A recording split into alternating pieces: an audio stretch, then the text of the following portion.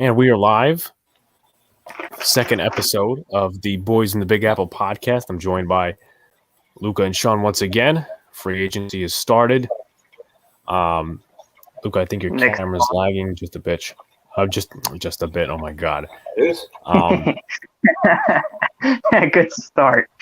Great start. Great start. Great start today.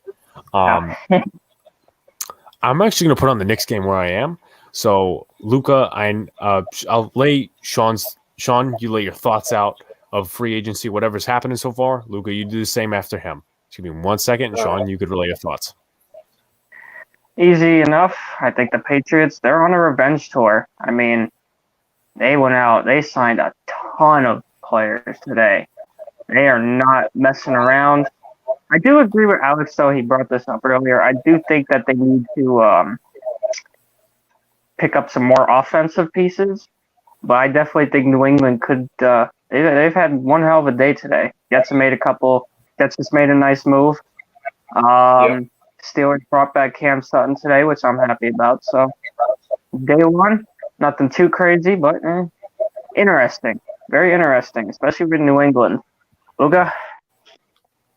I thought there were some interesting deals. I saw that Jets Twitter blew up because we didn't sign Joe Thuney, we didn't sign Corey Linsley, but at least we got Corey Davis. But anyway, there's some overpays in free agency, which is going to happen. And then there were some short contracts, which I thought were underpaid.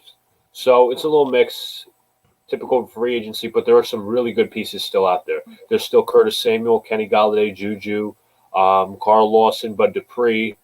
There's still some good guys out there that are up for the taking. 1 second. You guys see that? Yes. Okay, so even though it's in picture format, no, those. Let me actually skip to the. There you go. It's showing. Yeah, it's showing on your screen. So. No. I know. I'm just gonna skip to the first part because. Hold on, this is lagging. I'm trying to get to the first. Oh, you guys see it? Okay, there we are. So obviously the Patriots had a big day. Jonnu Smith, Matt Judon, Kendrick Bourne, Jalen Mills is another one of them. Another one I listed on another page. They're a pretty big day, but I think they need to do more on the offensive side. Kendrick Bourne is not a number one wide receiver. If anything, he was drafted, I think, in the second round of one of the drafts. If not, then I just think they need to focus on actual weapons. Tight end position, they're great. Jonnu Smith, one of the better tight ends in football, especially last year. Let's see who else. And then going down, Carlos Hyde, the Jaguars, that's not really major. Kevin Zeitler, the Ravens, obviously. What? I don't know if somebody's got their TV volume up, but somebody might want to turn that down before we get copyrighted. I feel like I hear something in the background. I don't know what it is. So do I. My TV's on mute. All right. So is mine. I don't know what that is. Yeah, I hear that in the background too. Luca, you want to preview some of the free agents while I just re-advertise and just tell us what you think of the deals? So, you went over the Patriots, right? Yep. Yeah. All right, so then we got Carlos Hyde going to the Jaguars. He signed for 2 years, $6 million. I don't see more than being a backup. Kevin Zeitler signed with the Baltimore Ravens. I think it was just yesterday, or this morning. 3 years, $22 million, around $7 million. That's not bad for his value at his age. He didn't. Alex, what did you think of him last season? Kevin Zeitler? Yeah. It's a bit. I see there is a bit of a delay between me and Luca, at least. But yeah, Zeitler, the video on YouTube is lagging. Whose?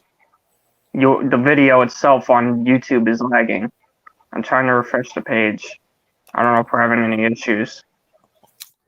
I would just obviously check that. Let me just trying.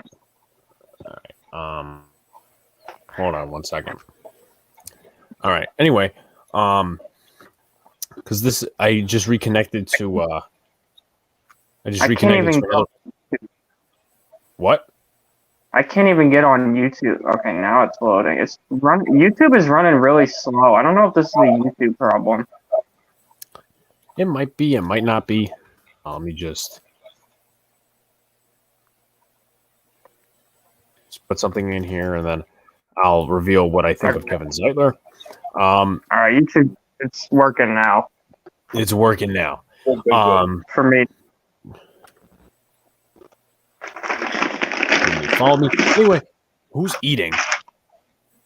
No, don't worry about it. That's not until the game starts. Not till the game starts. Anyway, so Kevin Zeitler, obviously, he was a solid offensive guard for the Giants last year. He wasn't as great as he was the year before, but obviously the offensive line struggling did play into his play like that. Obviously, I think right now, as I'm checking this, we do have 4 viewers. Sean, excuse me. Come on now. That's what you get when you fucking share a room with somebody. Anyway, and I'm not upstairs, by the way, but that's a different subject. So I don't even know what I was getting at, but now I lost my train of thought. We're all off to a great night. Yeah, great start, right? Obviously before the Nets game, now they're interviewing Blake Griffin. But Kevin Zeitler, he was solid. The offensive line obviously struggled, so that kind of played into what he was, going to play like on this offensive line. He was the veteran next to Cameron Fleming, and he struggled at times. And then when he didn't struggle, he played fairly well in pass protection. Corey Linsley, obviously, Luca's very disappointed that he didn't come to the Jets. Is that true? See, the thing is, with all the offensive free agents, I would be blaming Joe Douglas if this was last year. In this year's situation, there's no financial restriction, but we don't know who the quarterback is for the New York Jets, and I think that'll play a role in some players wanting to go to the Jets, not wanting to go to the Jets, and whatever. So you can't really be It's like you got to be in the middle. You can't be all in for. You can't say all hail Joe Douglas, but you can also say. You can't also say fire Joe Douglas. So you got to be right smack dab in the middle. And I just saw that Henry Anderson is signed with the Patriots on a 2-year deal. I'm an idiot. I'll tell you why. Because I said, feel free to call in. I didn't even send out the link till now. So, I was just about to tell you where's the link. Yeah, but any of the 4 people watching, feel free to call in next. A little less than 4 minutes till tip off. Yep. Did the pitch? Oh my God, I can't even talk today. Here we go. So obviously, there's some major free agents on this list. Joe Thuney to the Chiefs. Luca's disappointed in that. Danico Autry. Just minor signing. Yannick Ngakoue to the Raiders, which, I thought they were going to be in with the Leonard Williams train, like trying to get him. But obviously, he's on the franchise tag. We'll see what happens with the Giants in long-term negotiations. Nelson Aguilar, a lot of people thought he was underpaid. No. He drops passes for a living, so that's kind of that. Curtis Samuel of the Jaguars, which what we just found out recently, kind of shot. It actually doesn't. It does, but it doesn't because they have DJ Chark. They have they still have D.D. Westbrook. They also have what's the guy they drafted last year, Laviska Shenault. So they got a pretty good core wide receivers. He adds to them. So if you get Trevor Lawrence, hopefully they do. Hopefully he doesn't pull a Eli Manning. But my point is they got a good offense to set up. They just have to protect him. Andrew Norwell got restructured, and I think with they're not going to go wide receiver in the 25th pick. I think they'll go offensive lineman and defense as well, because that defense, it's very far from the way it was how many years ago. So I just wanted to add that in. Leonard Floyd back to the Rams. There was a report that the Giants were actually in on him for a couple of, hours, minutes, whatever. But now he's back in Los Angeles. I'm not mad about that. I wanted him, but at the same time, you can't get everybody. Giants fans still don't learn that lesson, because I can't tell you how many guys, Sean and Luca know the story, but I can't tell you how many people, as I'm talking to the audience, I can't tell you how many people have just pissed me off today in terms of Giants Twitter. Oh, come on. I have more reason to be pissed off than you. Really? Yes. So really, Elaborate. people making fun of the fact that a backup is being paid $3 million. People pick and pick. Now, maybe that is an extensive amount for a backup. But my point of this is, they pick and pick now. But if he actually does something, and I'm not saying he will, he's a backup. But I'm not, when he does, all these content creators and all these, guys are going to come out and say, "Oh, I never said anything about Austin Johnson." Yes, you did. Please, for all you fans out there, and I don't know how many fans are here because of the next game. I don't know how many fans are here because of just NFL free agency. And feel free to comment in the chat. Even if you're dumb and don't know what you're talking about, we'll still acknowledge you. But all these content creators coming out. Austin Johnson, he's being paid $3 million. Okay, maybe that's an extensive amount, but I'm pretty sure Dave Gettleman, knows that the cap situation is very low, and I think he's going to make some moves. I'm pretty sure he's not blind to that. So let me just flip to the last page. Shaq Barrett, obviously back with the Buccaneers. I kind of expected that. So let me flip to the next page.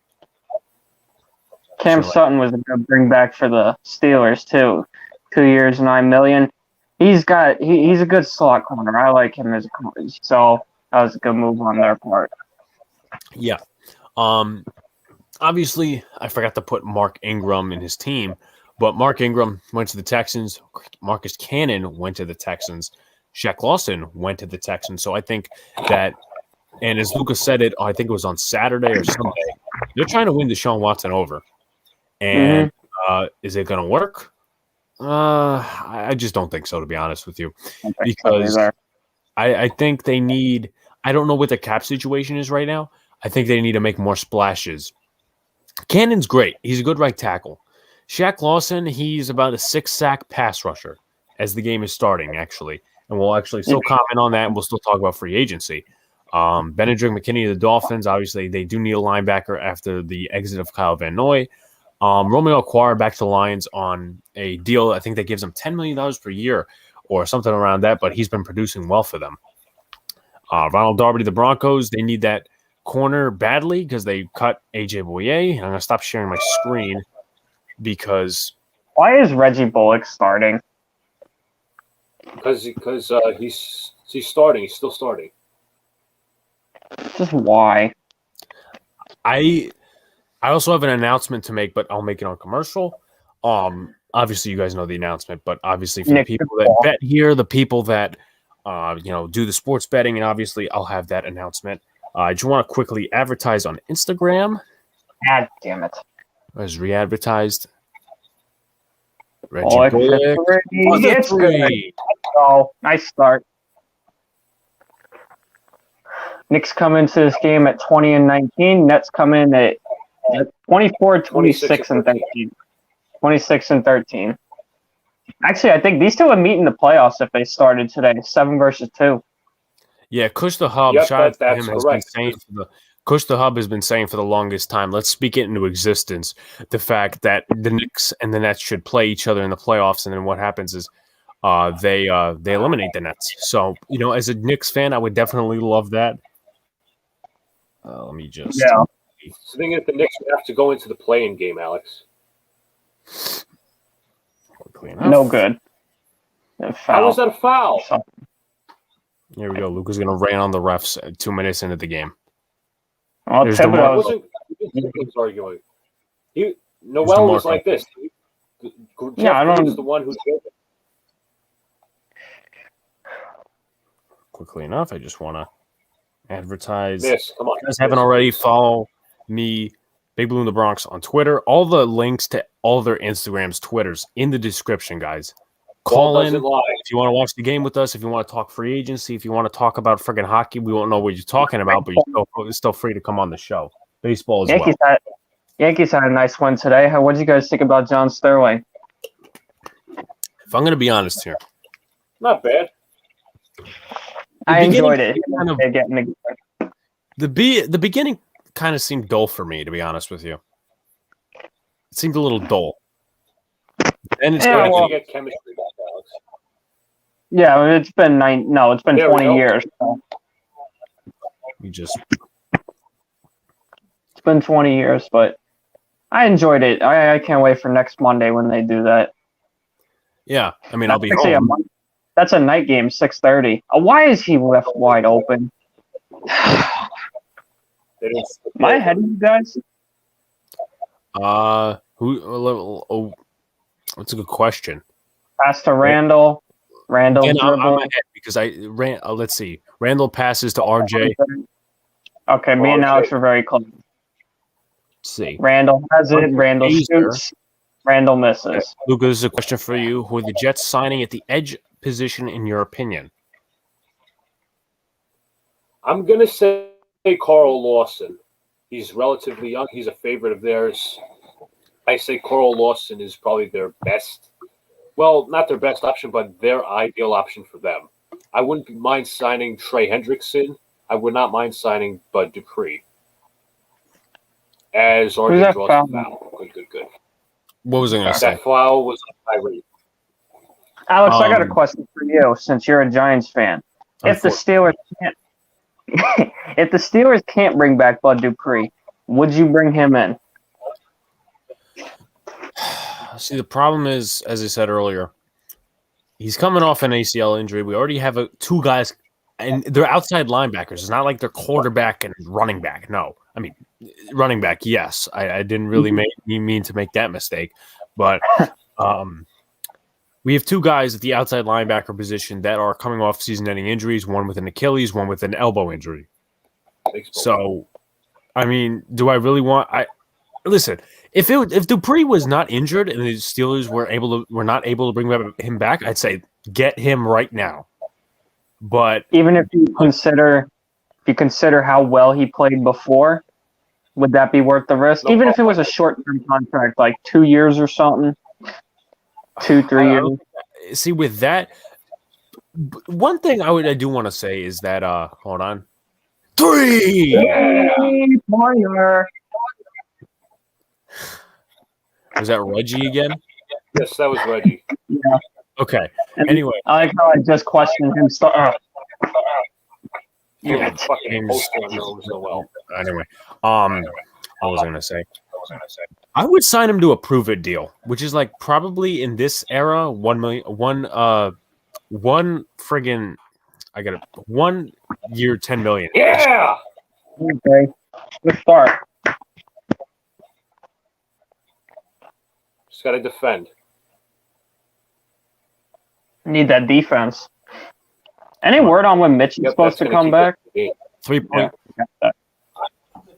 It was well contested, but anyway, Mitchell Robinson has his cast off, and he was shooting earlier, so that's presumptively good news.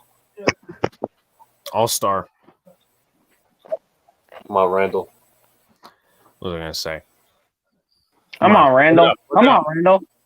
Did he get fouled? I think he got. No, he called a jump ball. All right. Why? Let me just walk up to this real quick. Obviously, I'll still be watching the game just once.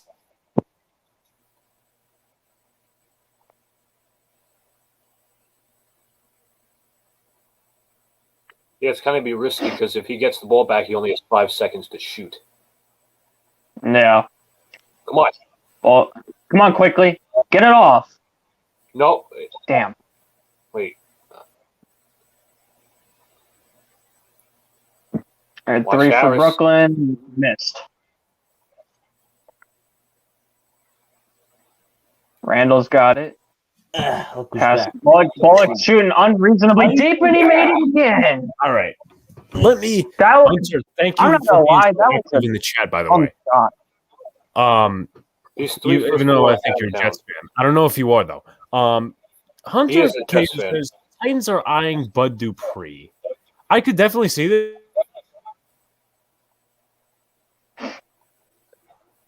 You guys hear me? Yeah. Okay. He says Titans are eyeing Bud Dupree.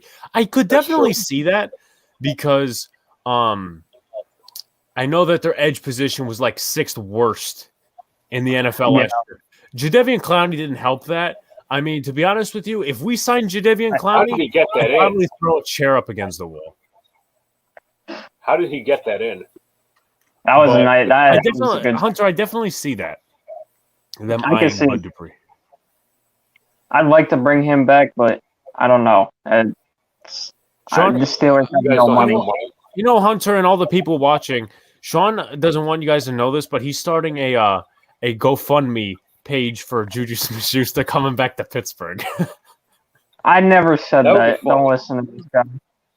Alex just mad because He's lying. Alex just mad because Juju ran all over them in week 1. I'm not mad because. So, Sean, how do you feel so far that you shit on Bullock before the game, and now he's 3 for 4 from downtown? It is what it is. Okay, so Hunter Kaiser says, Giants getting Galladay, though? From what I hear, and this is according to I think this is Jordan Renan saying this, who's the Giants beat writer for ESPN. Apparently it's down to the Giants and the Dolphins. And the Colts. To be honest with you, I don't think the Colts, they could be in that conversation. Yeah, because T.Y. Hilton's a free agent. Yeah. One thing I do want to point out, because this has relations to Luca in some sort of way, because he is a Jets fan. Condolences to Keyshawn Johnson's daughter. She just passed away. Rest in peace. But anyway, do I see them getting Galladay? I think they have to, make some moves in terms of cap space, because you still have Solder's restructure. You could cut Spencer Pulley. You could cut the punter. You could cut Riley Dixon, which is the punter. I mean, I don't know why I mentioned that twice. You could cut a bunch of players. You could even trade Evan Ingram, even though I don't think they'll do that. But, that's I think the Giants do have a shot. It's just they met with him today, and I want to see how that goes. Because if Joe Judge if he's in that meeting, now I don't know if Joe Judge is. A lot of Giants fans are like, "Oh, Joe Judge is the GM now." No, he's fucking not. Shut your mouth and just go back to your basement. If Joe Judge is in that meeting with Kenny Galladay, he's going to say, "Look, this is how we run our program here. We want to build a winning franchise." And I know guys like Logan Ryan and Darius Slayton have already tried recruiting. They tried recruiting Corey Davis. They tried recruiting Malcolm Butler. And, if Kenny Galladay my God, I can't talk today. If Kenny Galladay comes to New York, I don't have a problem with that. If he doesn't come to New York, then we're going to take our stuff into the draft, because at this point in the game,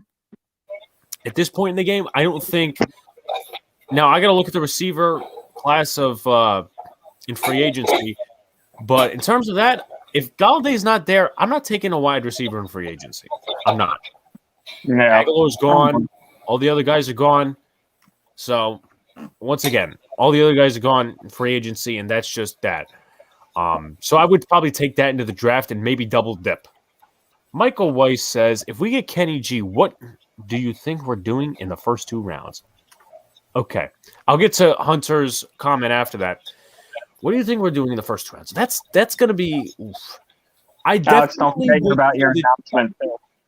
Yes, I'm going to make that announcement. I definitely see, because I don't think they like the edge position like all these other Giant fans want them to, nor would I want to like the Giants position. Nor would I like to God, what's the problem with me today? I'm sorry. Come on, you're better than this.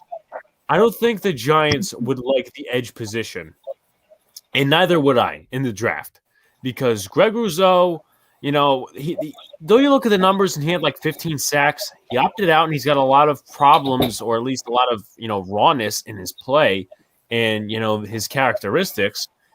And, Kwity Paye could be a guy that the Giants pick up only if they trade Leonard Williams. So I definitely see the Giants going after another wide receiver in the first 2 rounds.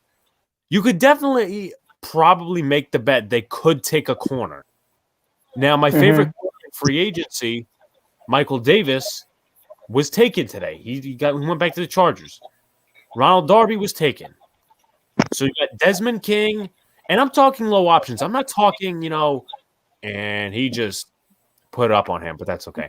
I'm talking just a low risk guy. I'm not talking Peterson. I'm not talking Sherman. We don't have that type of money, and I wouldn't want them anyway, to be honest with you. But definitely look at corner. Definitely look at wide receiver. And like Gettleman always says, you got to look at the best position there. And look at that denial. That was good. I have to admit that. Irving, pass. Did it again. Block. They called foul.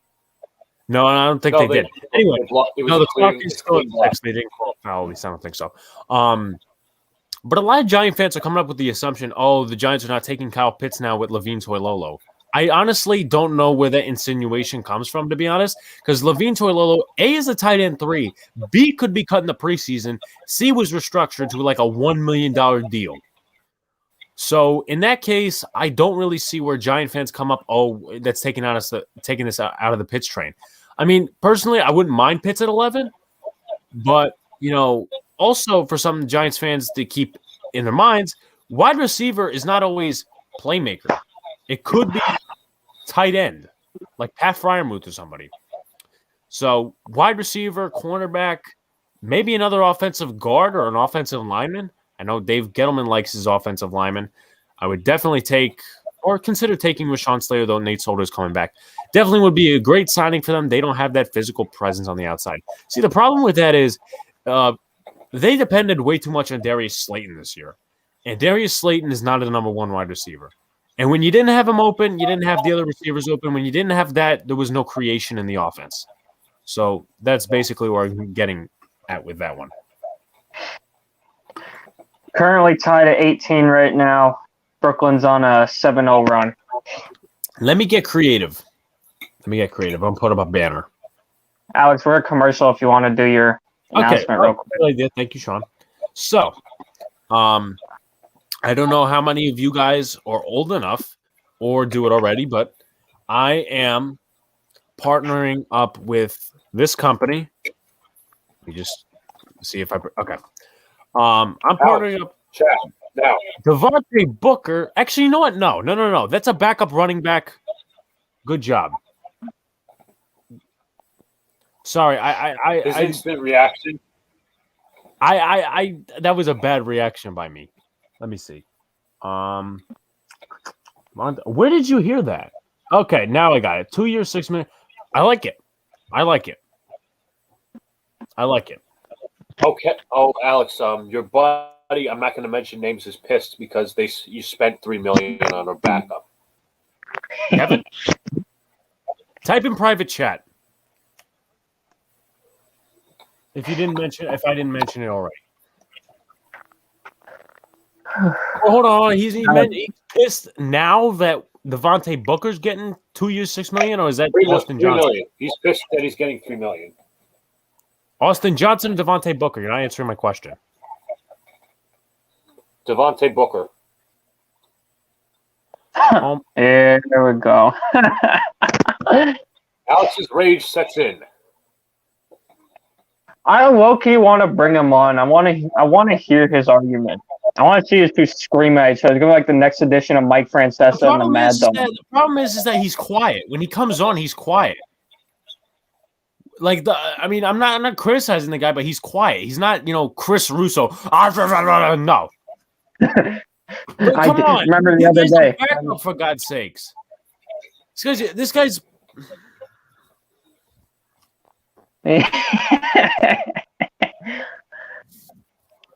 Oh God! If there is one thing I am happy that I am not, and it is a New York sports football fan. I mean, I can't speak because Steeler Nation sometimes pisses me off. But Luca, can you do me some research? Luca, give me a second. Can you do some research for me? Can you check how much Devontae Booker was making with the Oakland Raiders last year? If that was the team he was with. I'm pretty sure it was Oakland. We've been trying to make this announcement for like 10 minutes now, and Alex still hasn't gotten to it. I apologize, audience, because people just – let me see. A lot of idiots. A lot of – now it's becoming a majority that people hate paying backups. So let me ask a question to everybody out there, okay?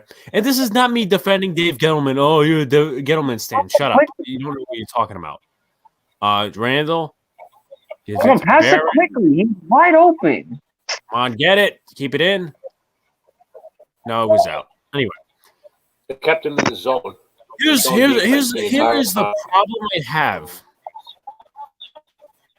with today's NFL. And I just thought of this. Here's the problem I have with today's NFL. Okay. Nice.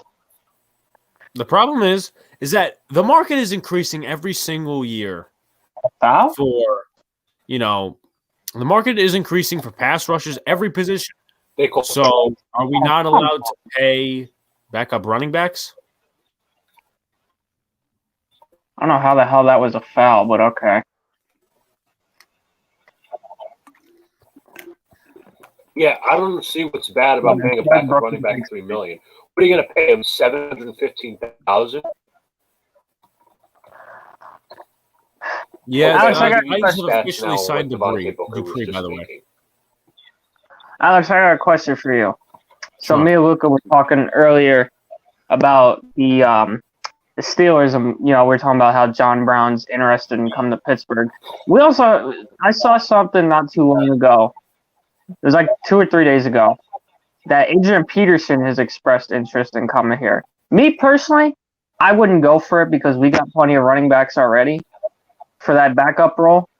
Lucas said it'd probably be like a Frank Gore type of thing, or maybe it was me. I don't remember. Alex, how would you feel about that? You think, and the Knicks are back in front. 3.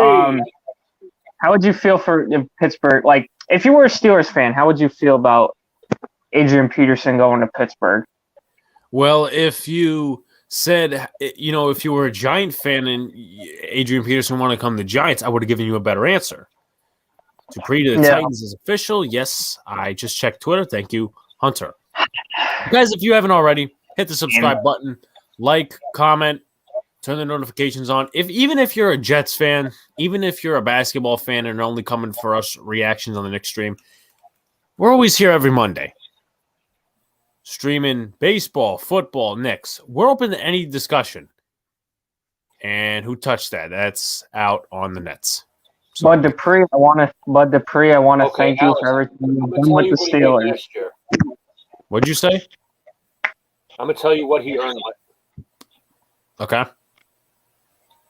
Alex, I'm going to tell you what he earned last year. He earned a total of $1 million last year.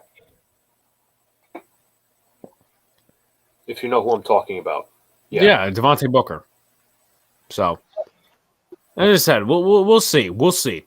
I'm not going to say that it's the glorious move to make it $3 million, and I'm not going to say, it's the baddest or the worst move. Thomas Gibson throws it down.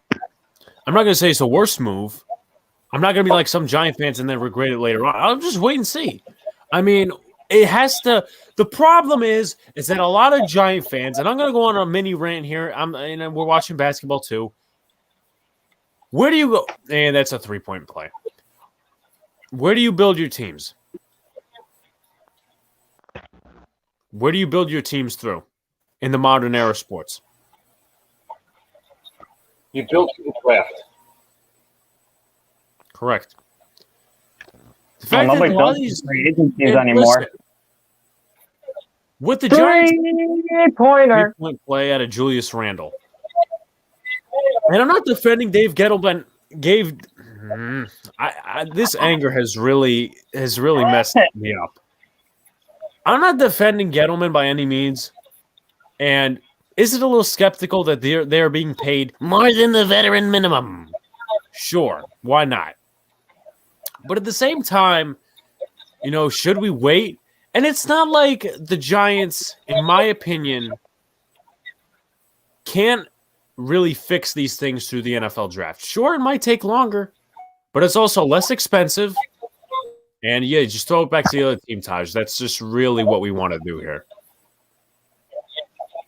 That's not an easy play. The fact that he even got the ball, I was impressed. Alex, it was like, what, 3-2-on-1?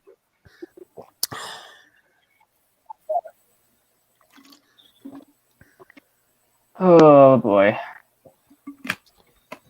And I said this while I was pre-recording today. Well, not pre-recording, but recording for tomorrow's podcast. Well, here's my perfect balance of running backs. You have a home run hitter like Saquon Barkley. You have a running back like Devontae Booker in this case. And then you have a rookie or a young running back like Wayne Gallman or someone else like that. Isn't that a perfect balance?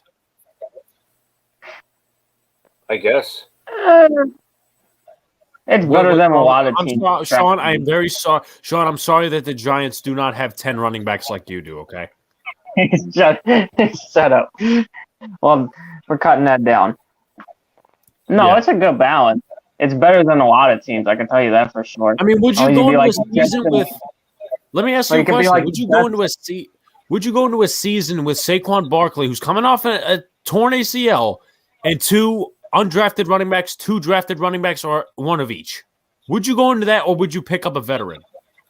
Rather pick up a veteran. So, yeah. Anyone who's a Giants fan in the chat, I don't know if Mike is still here. I don't know if Mike is still here or anyone else that's a Giants fan, or even if you're not a Giants fan, you're just looking from the outside. Comment. I want to see what you guys think. As I said, the link is in the chat for you guys to call it. Damn, that's a nice are play. Signing former Browns offensive tackle Kendall Lamb to a 2-year contract worth $8.5 million. That is good. That is good for them. He played well last year. No,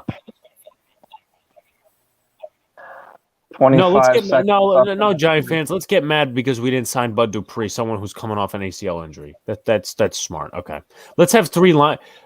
Damn it, he's gone too. Matt Filer reaching an agreement with the Los Angeles Chargers on a 3-year, $21 million contract. Damn, freaking MS3. Come on, D. I wanted him so bad. Matt Filer.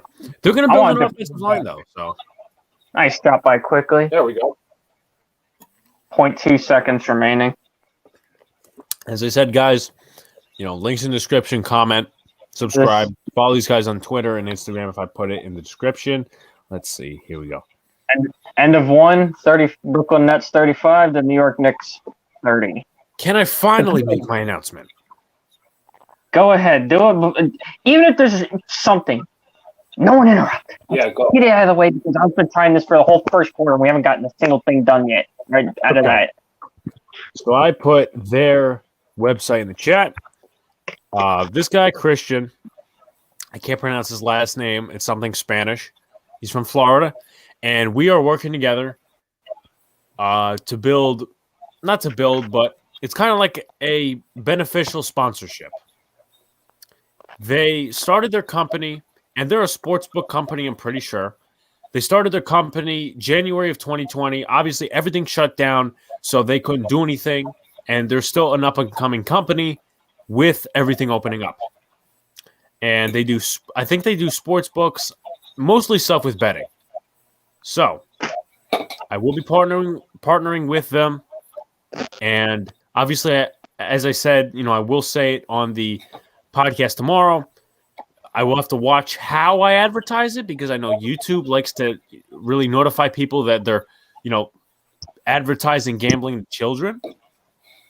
Which we're not. This isn't necessarily a page for kids. We're not. And I put on every video of mine that it's not made for kids. I don't curse in a video and say it's made for 3+ kids. But anyway, going to partner with him. I think it's purchasing sports books. When, on the next commercial comes, I'm going to read into it a little more. They have something called the Weekend Warrior, and it's about $99. You think, it's too expensive. And this hasn't been set up yet. I'm just giving you guys a pre-thing. And next week, when we actually have this stuff set up, I'm going to be playing a video every commercial or whatever, or every time we actually get an open space so you guys get the idea. But anyway, before this game goes back, 50% off that sports book with the promo code Big Blue, starting up sometime in the next 2 days. So obviously, I don't know a whole lot about it because I only know betting from the over, the under, the favorites for each game. So basically, guys, it's going to be a new sponsorship, beneficial, and if you guys like betting, well, this is for you. So that's basically what I wanted to get into. Luca, is dinner ready? Is he stuffing his face? Yeah, I think that means it's ready. Okay. Let me just. Yeah. Next commercial. What would I be? Next commercial will have Luca deliver. Or I might go up myself. You saying, Luca? No, I was saying dinner's ready. So. All right. Here, I got on. I got a question for you guys. Sure. Since this is the Battle of New York, and since you guys are primarily New York Knicks fans, what is your favorite Battle of New York? It can be any sport: football, baseball, basketball. What is your favorite New York City battle? For me, that's easy. Yankees, Mets. I like that one. And obviously, we're still in talks about going to that 9/11 game. Yes. But the fact that I have a Jets fan in my house makes it even more fun, even though they've, won the last 2 times. So yours is Giants, Jets? It's tough for me. This hasn't gone on my list yet, even though there are a bunch of punk-ass fucking Nets fans. Oh, we went New York. Shut up. You bought your team, boy. Everyone's complaining that oh my god. Sox, Arizona. What is going on, brother? Let me show his comment. If StreamYard would literally let me show Sox's comment. Hunter says Yankees, Mets.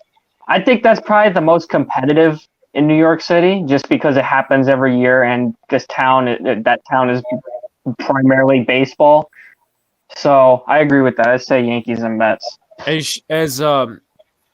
As Sean said before, and he said this multiple times, I don't know if he said it the last time or the time before that, when the NFL does these 17 games things and they don't know what to do for a 17th game, they should do rivalries. Yeah, like Giants, Jets, Giants, Steelers. And you can set it. Here's my idea.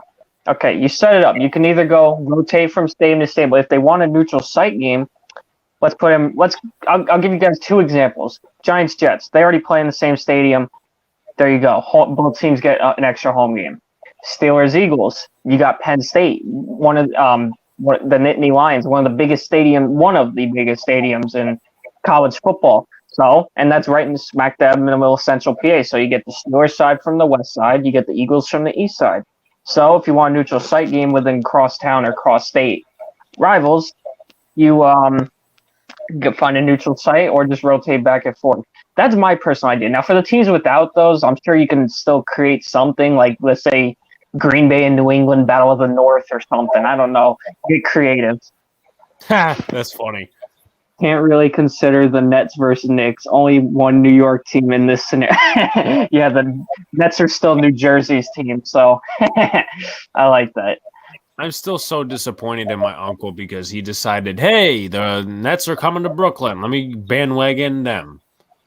My family's all still Knicks fans, but they're still more realistic, because they're more old school Knicks fans. So they're just like, whatever happens, happens. So that's always kind of how I've been. They win, good. They lose, no surprise. Personally, I think Giants-Jets is kind of underrated because of how rare it is. It's only once every 4 years. I think that makes it more fun for the football fans. But I think if the Nets were from New York, this rivalry would be so much better. Here we go with these fucking stupid fucking beat writers. Oh, boy. Here we go. Zach Rosenblatt. Last year, the Buccaneers signed Leonard Fournette to a 1-year, $2 million deal. The Giants just signed Devontae Booker to a 2-year, $6 million deal. Listen, you may not agree with it. You may have a stance. You may not. But don't fucking read these stupid articles, please. This is not even just Giants. Any fan base, anyone who tries to make a fucking opinion like that, or at least try to put out something like that, you know it's clickbait, please. And I'm not saying this, people call me Gettleman stands all the time, like Kevin did that one time. But at the same time, this is how those idiot beat reporters make articles.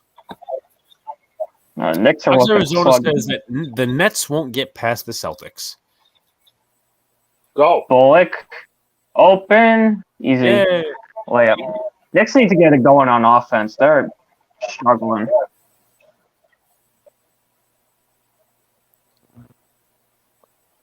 New York. Yeah, I agree. Hunter says New York beat is the effing worst. I can agree with that. You know what the problem is? It takes a while for these comments to load on StreamYard. Well, I had to. It gives me the option to approve of a comment because cursing and stuff. They want people getting butthurt over little things. But it was alluded to from our guest last week that the Yankees kind of spoiled New York City, and it's been kind of proven. Because if you think about it, most Giants fans, not all, but most Giants fans are Yankees fans. So they're kind of expecting Super Bowl or bust. If I got that correct, Alex, you can correct me if I'm wrong.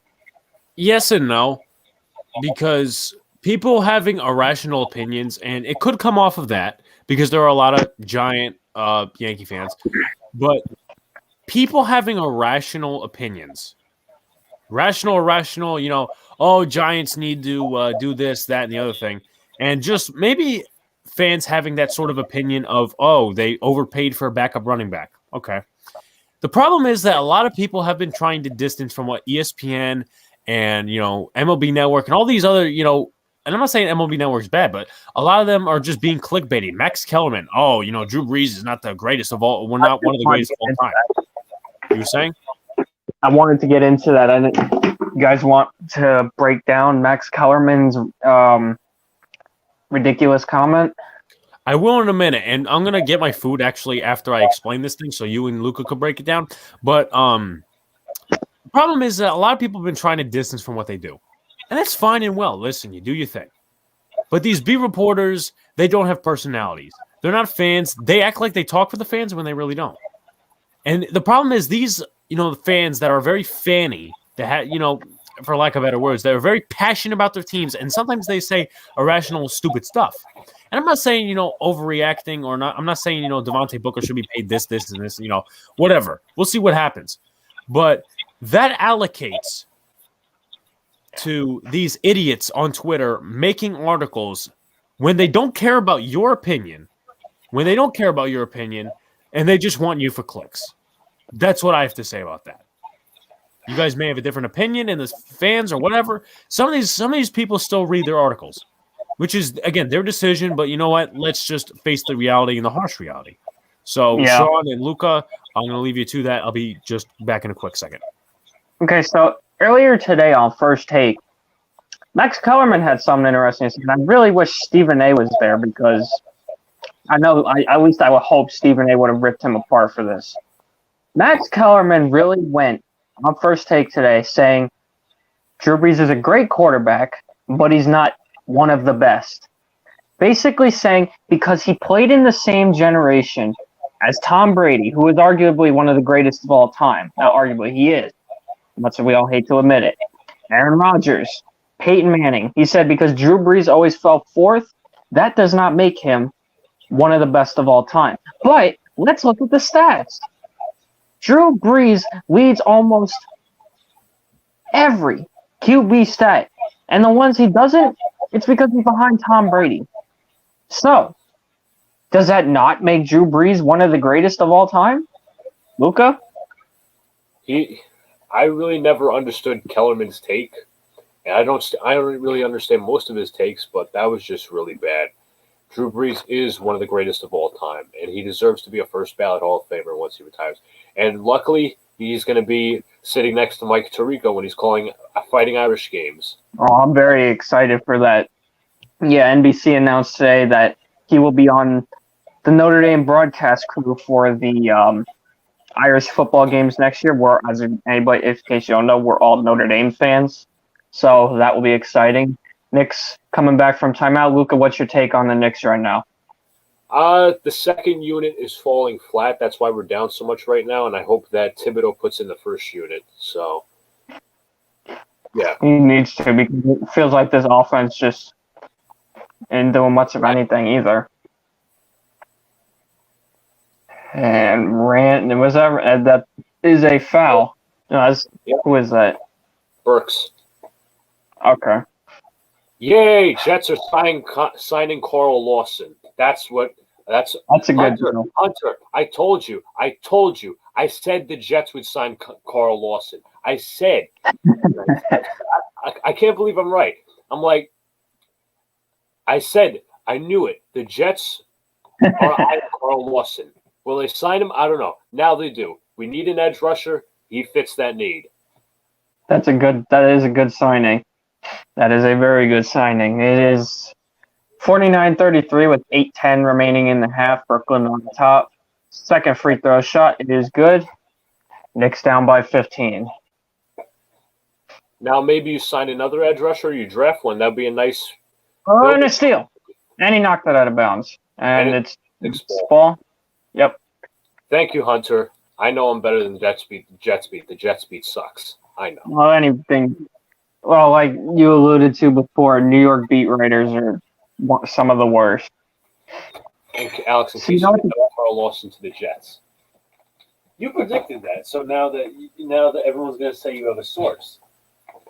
No, I didn't predict it. I said the Jets were eyeing him. That's the guy who they probably want. I almost grabbed the wrong plate. Oh my god! You almost took your dinner. Ntilikina for three. No good. Rebound by Gibson. Knocks away. Burks with it. Burks behind the arc. Burks with the shot. It is good. Knicks are starting to make a run again. Come on, you got to keep up this run. Got to keep this going. Oh, are they still? You guys would know because you guys live in Brooklyn, obviously. Is Barclays Center gone up in capacity yet? Or are they still like 200? I honestly don't know. I haven't been keeping up. I know the Knicks are still at like 2,000 or so. We received exciting news up here that sporting venues can go up to 50% capacity within the state of Pennsylvania, which is good for me because I live a couple minutes away from the Pocono Raceway. I'm a NASCAR fan, and I go every year, so that is good. Luca, did you get to watch any of yesterday's race? I got to watch some of it. I mean, then I fell asleep a little bit, so. I'm not gonna lie, I did too. Freaking the hour loss really screwed that up, but Martin Truex did win. It was a good race, and wasn't your most exciting races, but it was a good run race. Chase Elliott, he had a nice run. For my race review, go to uncutsports.com.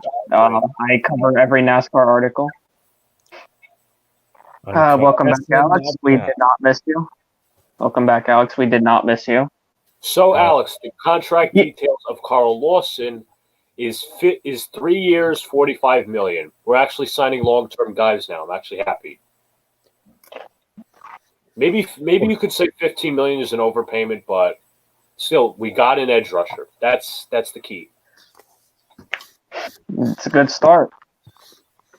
I'm surprised the Jets did something good for once. Yeah, now they don't have a reason to be pissed off. I mean, here we go. I'm sorry. I just saw the chat. Sorry, I'm eating at the same time. What the fuck are the Giants doing? What are you talking about? When were they in the market from Carl Lawson? I just saw that. I was just about to tell you about that. I'm looking on Twitter. Excuse me. Did any trash ass reporter say that the Giants were in for Carl Lawson? No, stop talking. I'm sorry to say this, but is the New York media only good for complaining?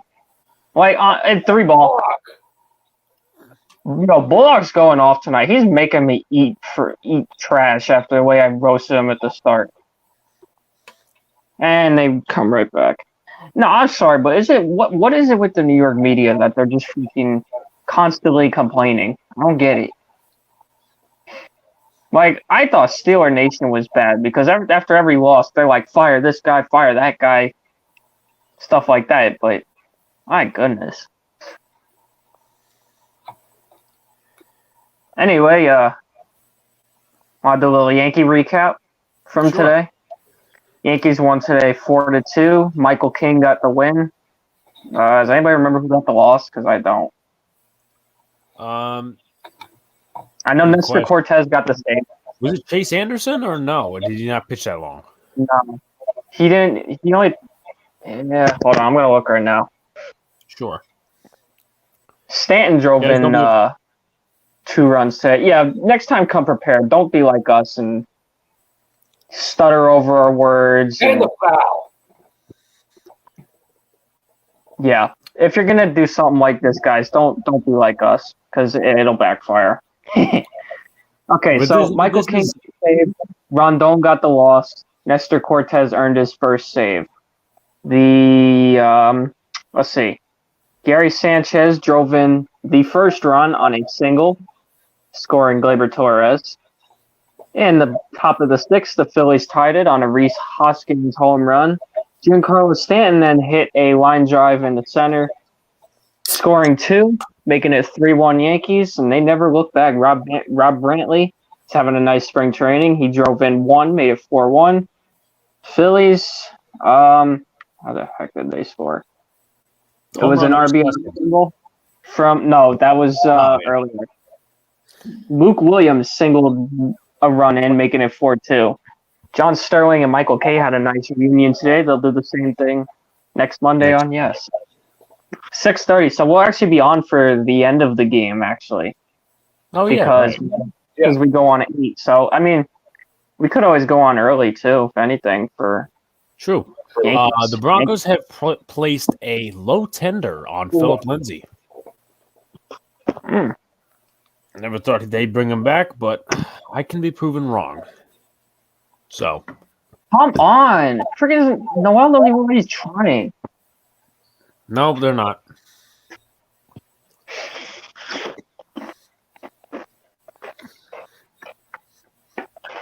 This podcast ought to be called the Stuff in Your Mouth podcast. Yeah, I know, because we're all eating right now. Let's see. Tomorrow, the Yankees will be heading to Lakeland to play the Tigers. They actually got a 2-game, looks like a 2-game road trip because they got Lakeland. They go to Lakeland tomorrow for Detroit, and then the day after they go to Dunedin to play the Blue Jays, which is actually going to be the Blue Jays' home field for at least the first 2 weeks of the season. Do you think them guys will eventually make it back to Toronto this year or no? They might late in the season. What was I going to say? Wherever Luca is, your buddy Mark Sanchez tweeted about the Lawson signing. Oh, boy. What did Mark Sanchez have to say? Let's see what he had to say. He said, now it's gone. Hold on. Look up his Twitter. What, did you delete it? No. Carlos in 3 years, $45 million, $30 million guaranteed, Jets. Oh, that's typical. I wonder if I'm going to get copyrighted for showing this. I don't know. I was drinking Gatorade on here before. It's a joke.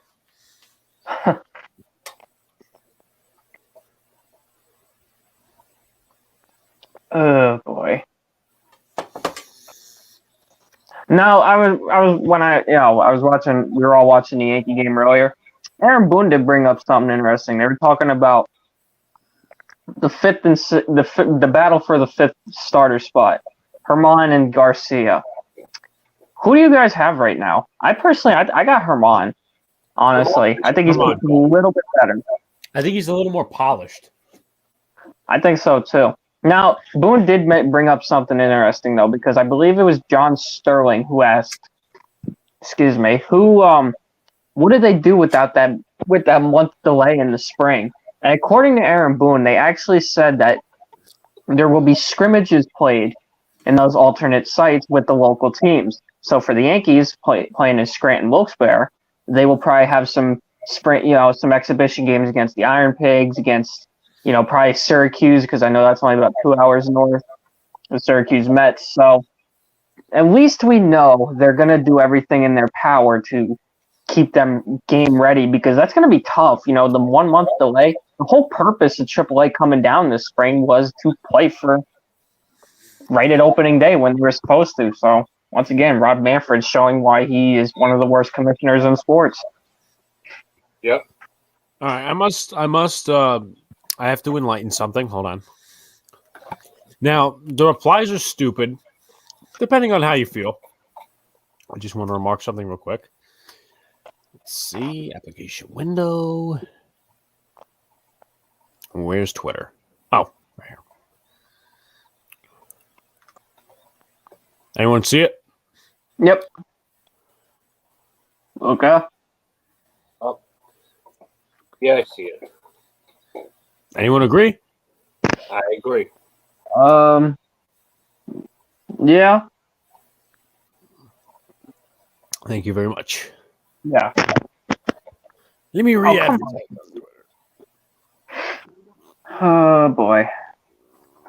Knicks currently trail 58-43 with 3:52 left in the half. Defense has struggled. Quickly, Tremendous. second shot is good. Now trail by 14.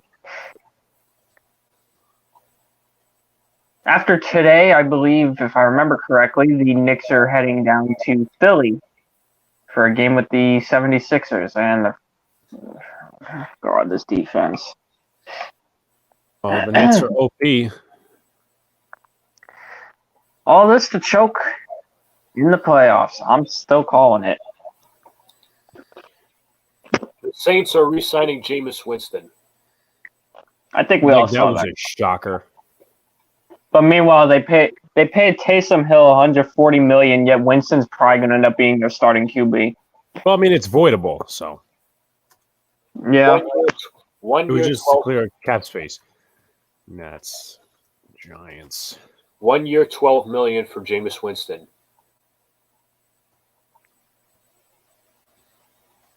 interesting. I think I almost said Jameson Winston. Remember from the rant? Mm-hmm. You think Jameis Winston gets another starting job in the future, like permanently? Nice three from Bullock. I don't know that it'd be permanently. I think it might be a bridge quarterback kind of thing, like Teddy Bridgewater. He's a good quarterback, and I liked him as a QB. If he limits the interceptions, he can be not necessarily a top tier quarterback, but good enough. So I think if he limits the interceptions, who knows? I think he's got a future starting job in New Orleans because everybody knows damn well it isn't going to be it's not going to be Taysom Hill. Although my track record tonight on doubting people hasn't exactly been going to plan. I mean, Reggie Bullock is kind of, Proving me wrong. Yes, he has proven you wrong. As of right now. Let's get a Rangers update because they're actually playing the Flyers. Just in case we got any hockey people in here. Flyers are playing in New York. They're showing highlights. Looks like Phillies. They could show the score with that. It's tied at 3 in the second intermission. So if we got any Rangers fans here, Rangers and Flyers are tied at 3. Alex, Second intermission. I might actually keep tabs on this game a little bit. Yeah. so somebody suggests we should cut Crowder, then have Juju play the slot and have Davis and Mims on the outside. Would you like? Is that like a decent duo or core? I know Hunter's a Jets fan, or at least I think so. I would like to ask him that question, but I think that'll be decent. Luca, advertise in the USN chat that we are doing the call-in show. So if Greg or Kevin want to make their points about Austin Johnson and,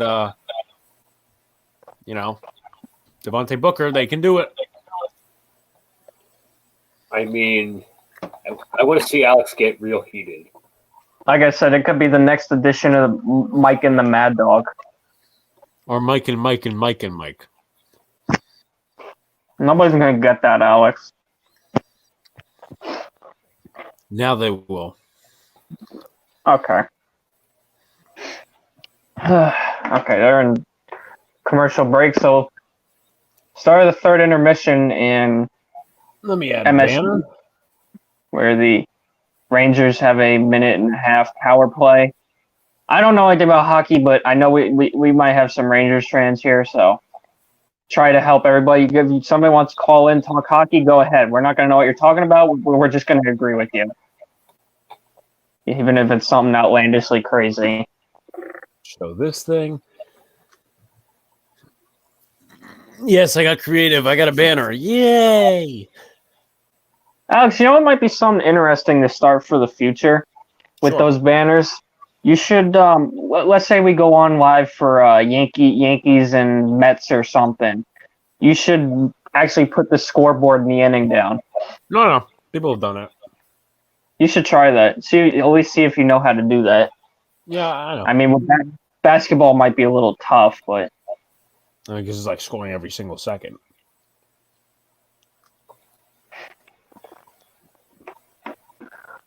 and we are back in Brooklyn. Brookland? See, I'm glad we don't have to listen to the broadcast, because if you remember the last time, freaking all they were talking about all game was Kevin Durant.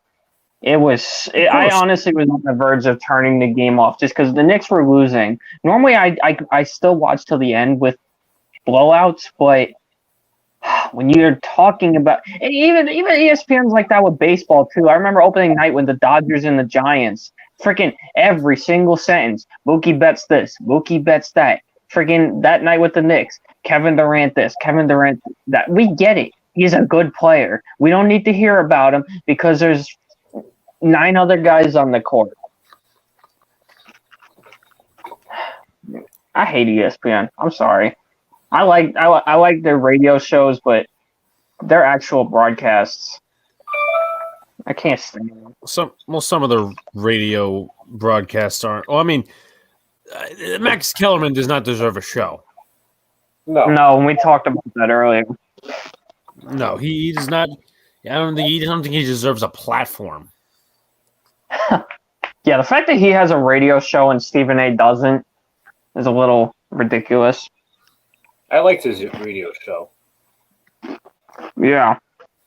I mean, me personally, I don't know about you guys, and actually I can make this a question for you.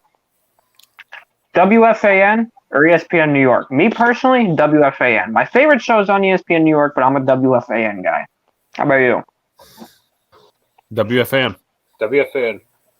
Yeah. I like because it's like.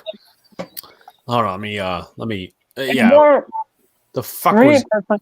I think it's more authentic, like to New York compared to ESPN. ESPN is more nationally known. I mean, I get WFAN is more CBS, owned by CBS. Yeah. I don't know. It just feels like there's more of a local connection to WFAN, and I like it that way. Again, Michael K is still my favorite show, but I do like a lot of WFANs. Craig Carton's my personal favorite. His show I love his show. Like, on WFAN. What about you guys? You mean Craig? You mean Carton and Craig? Yeah, totally. I love that, Carton and Craig. I miss when it was Boomer and Carton. I used to love waking up for school watching them. Yeah. Carton. I almost said Carton and Craig. Yeah. Boomer and oh my God, I can't get it right. Come on, Alex. Alex, you need to do some more preparing before you go on these things. Carton and Roberts is my favorite. Boomer and Gio's good too. I like that. JJ After Dark was really good. He's normally on like 3 a.m. where most people can't hear him, but I'm always up that late, so I get to hear a lot of things. Didn't you say what's that guy's name? The guy's that's on Steve late. Ballmer. Yeah, didn't you say he doesn't know what the hell he's talking about? Bro, he's freaking. I can't stand his voice. He's, I don't know. I don't know what it is about him. I just don't like. Something about him I just don't like.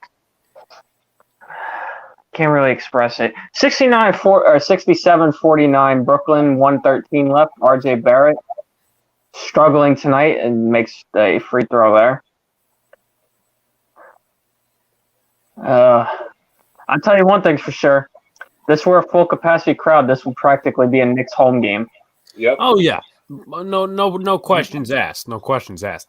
Guys, I see that there are 3-4 viewers out there. Questions, comments, like, comment, subscribe. Also, call in. Obviously, we'll talk a lot more during halftime because we are watching the game at the moment. Yeah. We're open to anything and everything. Like I said, even you could talk about golf. Or, we won't know what you're talking about, but shoot, we'll just agree with you because again, we're not going to be talking about. Now, if anybody wants to talk NASCAR, I'm down for that. I can go talk NASCAR. Luca. Hello, anyone want to take Pingus selling cheap only few draft picks? No. You don't know who he's referencing to? No.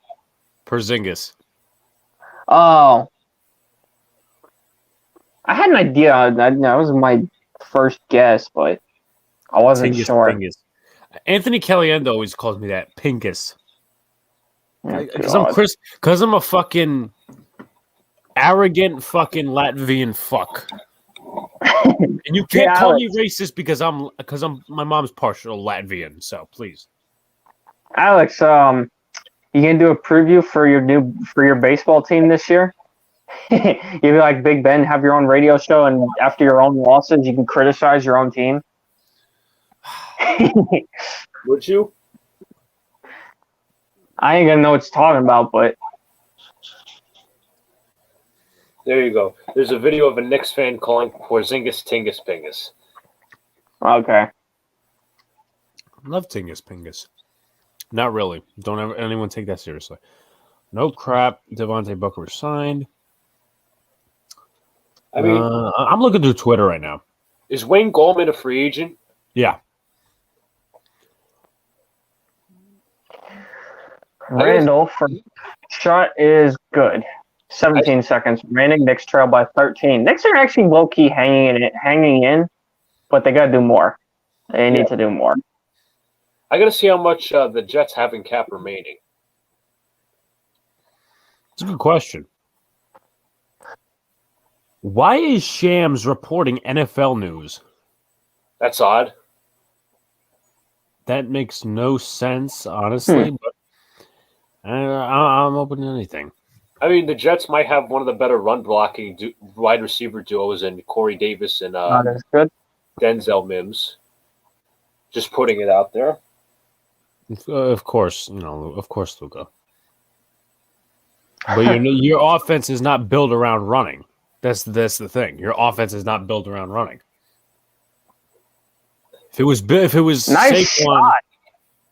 Nice shot, Harden. Freaking airball. I could have done better on that. Okay. Not really, but I like to at least think I can. All right, it's halftime. It is 67-55, Brooklyn on top. In the second edition of the Battle of the Boroughs. Of course. What do you want to call this? The Battle of the D train? And I know there's like 6 different trains that run that route because we take the D. We'll call it the D train.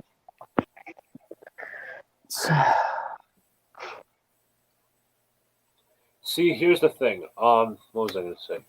I just lost my thought. Great. And we're all doing A-grade journalism today. Absolutely. Broadcasting. I'm putting the Rangers game on. So the Rangers lead 4-3 with 14:36 left in the final period. If anybody wants to, I don't know if y'all want to commentate on that for a little bit too. All right, you know what? How about we talk about this? What do you guys need? What do you guys want that is left out there in free agency? Like, do you want an edge rusher? Alex, I'm gonna start with you. What do the Giants need? I would like a wide receiver. If it's not Kelly, oh my God, great job, as Sean said. If yes, you could pass for an ESPN talk show. You know what? What's better? What's better, honestly? And this is, I'm not making fun of Potato here. And it's a goal. Philadelphia has tied it at 4. I'm not making fun of Potato here, but would you rather bunch of guys stuttering, or would you rather clickbait like Max Kellerman? I know what the answer is going to be. I'm just going to ask. But anyway. I'd take clickbait. I'd take the clickbait because at least I can understand what they're saying. It's not Kenny Galladay. I don't want a wide receiver, to be honest. Curtis Samuel's gone. What about Juju? No! Why? No. I'm curious. Okay. Take away TikTok. Why don't you want him? mainly a slot guy. He can also play outside. I'm just not a fan of him. I'm not complaining. I'm just saying. Anyway, you would rather have who's going to fill in your other spot? You got Darius Slayton. You have Sterling Shepard. You just add Juju on the outside, or maybe draft a wide receiver. That's why I would rather draft a wide receiver than get Juju, honestly. All right, and also Clutch Football TV, who's also a Knicks, Giants, Yankees fan who lives in Atlanta, says fire Gettleman. Yeah, let's fire Gettleman, right? Okay. Alex, can I tell them about that thing that I told you earlier that you walked away from the mic from? 1 second. Can I? I think I'm looking at more stupid. Don't think. I'll just say it anyway, even though he's not gonna give me permission. I was reading earlier, Daniel Jones appreciation post, and someone said need to trade Jones. Barkley, was Ellington in there? Do you remember, Alex? Who the hell is Ellington? I think it was Wayne Ellington, Saquon Barkley, and Daniel Jones. Wayne Ellington plays not basketball. Ellington. Wayne Gallman. I was thinking of Wayne Ellington. No, you must be referring to Evan Ingram. I know. I had brain fart. Ellington plays football now. Oh my Gallman, god! Suck it, bastard. Barkley. Okay, that's who it was. Evan Ingram.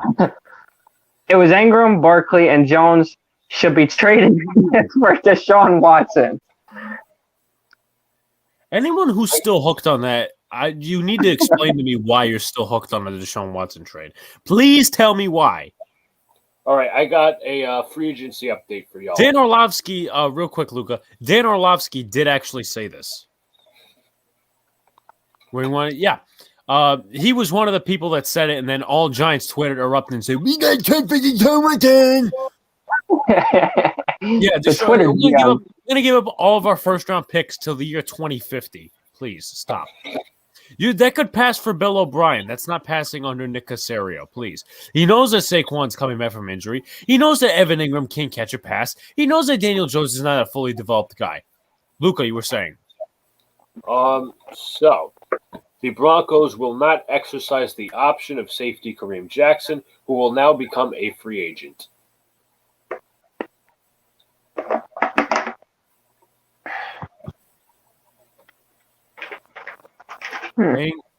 Justin, shout out to Justin Pennick, but I don't agree with this at all. You could say, depth signing or whatever, but he said he was talking about the Devontae Booker signing for $3 million a year. He goes, I'm tired of paying good money for depth pieces. That's $3 million. Come on. Yeah, it's not like you're going broke from. If we're gonna sit, as I said earlier, if we're gonna sit here and make up the market to be like $20 million for edge rushers and $40 million for quarterbacks, why can't backups get a little bit more? Yeah, I mean, they've been crapped on the last year with no preseason, but that's again, I just don't agree with that. I don't think it's good. Again, where do teams build their teams? Through the draft, through good coaching. No, exactly. Exactly.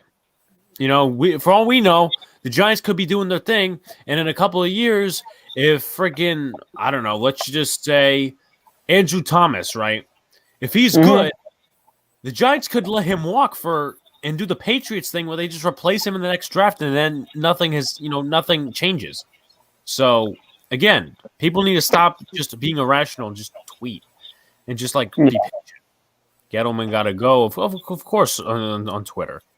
Yeah, you just got to unfollow, buddy. Somebody said the Jets had a better day than the Patriots. I wouldn't say that. New England improved, in my opinion, from last year. In my opinion, they still got a tight. Actually, no.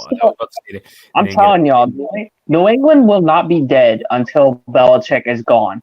I don't care what anybody says. I don't care if they had a bad year last year. New England is not done, and today kind of proved it. Potato, I'm guessing this is in a form of sarcasm, but we need to save cap space so we pay DJ $40 million after his rookie contract. Even if you were arguing with me in a real case where you actually believe that, Potato, and I'm thinking that you're obviously going sarcastic because I'm not listening to you right now, because it's kind of like that thing where you don't know how somebody's tone is during text, but when you speak to somebody, you know. But I'm going to guess that you're doing sarcasm. But even if that, I mean, what was I going to say? You have another year, and the Giants. Yeah, I figured it was sarcasm, Potato. I'm not a snowflake. But anyway, they got a year. They got a year or two for Jones's contract for him to be extended. This isn't Dak Prescott here. They have time, and they need to see. They need to put the best weapons around him. So whether it's the draft, whether it's for free agency, which is, a lot of Giant fans want to go after that. But meanwhile, the reason we started rebuilding is because people and, GMs, Dave Gettleman and Jerry Reese were not making good free agent signings and weren't drafting correctly, meaning Jerry Reese. So now let me ask you this, Alex, because I've seen. Let me ask you a question. I rarely get where I quickly ask you a question. In case you don't, Potato, if you're wondering, because I don't know if you saw his comment or not yet, people like to use the term snowflake out here to refer to soft people here in America, because there are a lot of soft people. I feel like he's being sarcastic. I don't know, but just in case you don't know, because I know you don't live over here. Alex, here's my question for you before you get to your point. Yeah. I've noticed a lot of anti-Daniel Jones people that are saying he's not the QB of the future. They need to move on. What do you guys say to people like that? Do you think Daniel Jones is the QB of the future? Do you think you still need to give him time because he's still young? Or do you think let's go trade for Deshaun Watson and Russell Wilson?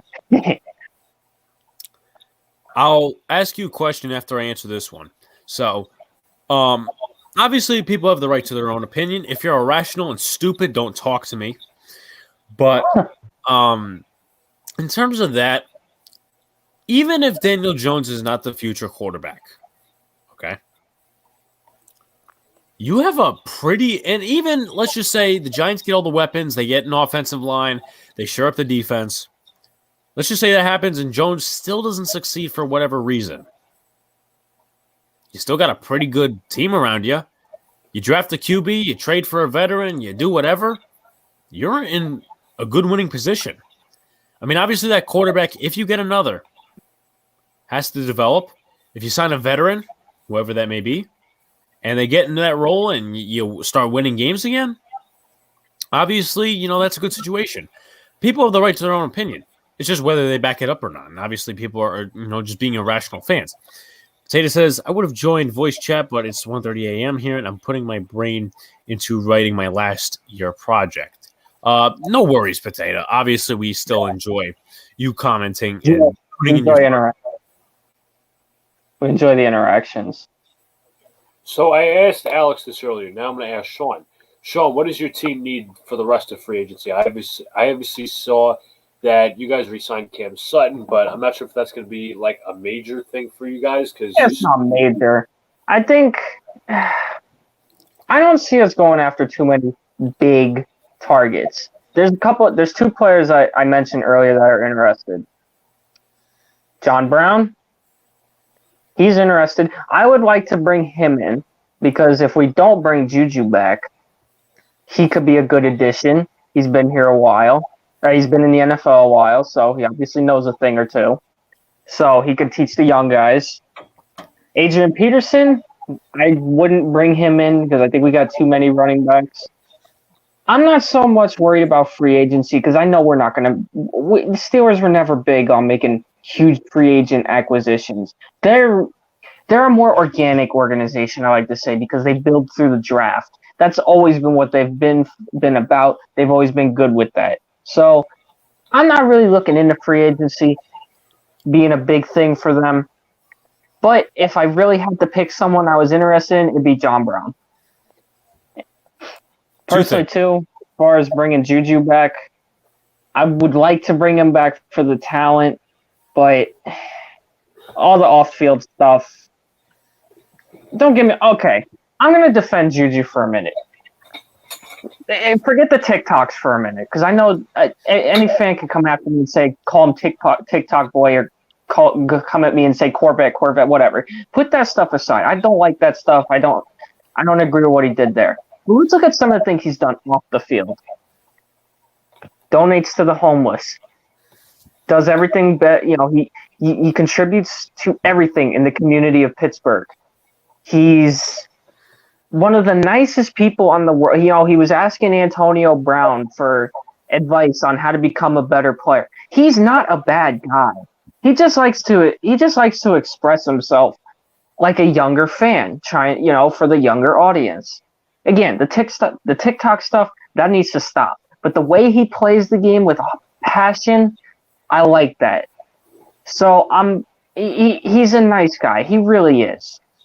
I like him for that. I would like to bring him back. I know we can't afford him, though. So if he goes, so be it. If we bring him back, I'll be happy. That's what I got to say about Juju. I like Steelers. My favorite NFL show is UT is funny with that. I will admit, UT is really funny with that. Guys, if you get a chance when this stream is over, go watch any Days of Our Steelers with the urinating tree, because he's hilarious. He's a salty Steelers fan. They call him one of the he lives in Yinzer country. So get a chance, go follow. Go check his stuff out. Alex, go ahead. I must credit, obviously, Potato, get your question in about a minute. Must credit Steffi Smalls with this Twitter quote, Twitter tweet, whatever. There's nothing bad about getting a running back too. Y'all wrote off Wayne Gallman at the end of the season. You can't keep Saquon healthy without a running back too. Grow the fuck up. Yeah. Jagger loves that series. It's funny. I mean, I hate when my team gets embarrassed, but you know what? If there's an outlier, that's it. Yep. His stream was really funny that day. I think I remember at least referencing back to it. I watched it after the game because I felt exactly how he did. Like, honestly, I wasn't even expecting a win. I was rooting for them, but at the same time, I was like, how are they going to disappoint me this time? And in that first quarter, I'm like, well, I wasn't giving up, but I'm not a fake fan. Like, I'm sorry, Steeler Nation, but your fans need to stop this fire Tomlin. Ben's done stuff like that. It's not Tomlin's fault. We had a offensive coordinator that ran the same 4 plays that literally, when we were playing the Colts, the defenders were yelling out the play and they were getting them right. Bickner was the only one who realistically needed to go. Steeler Nation, y'all got to stop with that. With firing every name under the sun. Because that's not going to solve anything. All right? Come on. We're better than that. We're Steeler Nation. Let's not look like idiots like we did last year. That was embarrassing. I was expecting first quarter.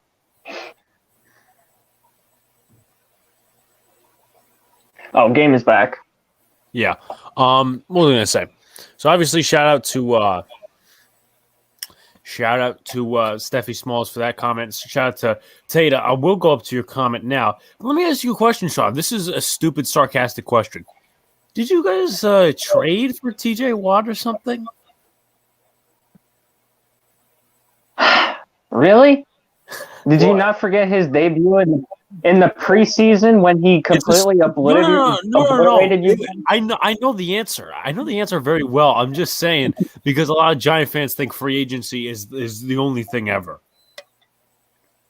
Yeah, clearly. I remember watching his debut. Freaking, he owned John. What was the guy's name? Josh Johnson, the guy that started that game in New York. I was actually with my family in New York, but we were in North Carolina. Question. Would you take DJ at a low-cost contract around 15, 20 mil per year, or take someone like Deshaun for 40-plus mil? I think that's an easy question for Alex. 74-61, Brooklyn. by the way. Depends how he plays, because if he shores up the turnovers, if he reads defenses better, yes. And I don't think he's going to be the guy to go out there and, basically say, oh, I want this much. I don't think he's going to be greedy. Eli was never that way, though he never took a pay cut, or at least refused a pay cut multiple times. At least from what I'm Nice by quickly. That's a 3. Knicks trail by 10. 9:56. But if he remaining. doesn't play good and he plays like he did in the first half of the season, I'm not hanging on to him. I'm just moving on. I'm not being irrational, but you know what? NFL's getting tougher by the minute. Now let me ask you this, Alex. Let's say Daniel Jones doesn't pan out and you need to move on. Are you drafting a QB? Because that's not going to be easy if you're not getting a top pick. Oh, come on, RJ. You're wide open. You got to make that. If you don't get a top pick, do you go QB or do you try to trade for one, try to sign one? What do you do there? Depending on the situation, if there are holes on the defense, if there are holes on the offense, still, you fucking strip down everything. You fire Gettleman, you strip down the whole system. Now, if, as I said earlier, if you have a situation where everything is good, it's just Daniel Jones is the problem, then you go out and get a veteran quarterback, and then you try to win. That's at least my opinion. That's how I see things. Because if you have the quarterback, or I should say, if you don't have the quarterback and you have the right situation, you don't strip it down immediately. You don't do that. No. Hope he can become a game manager like Alex Smith, but with legs.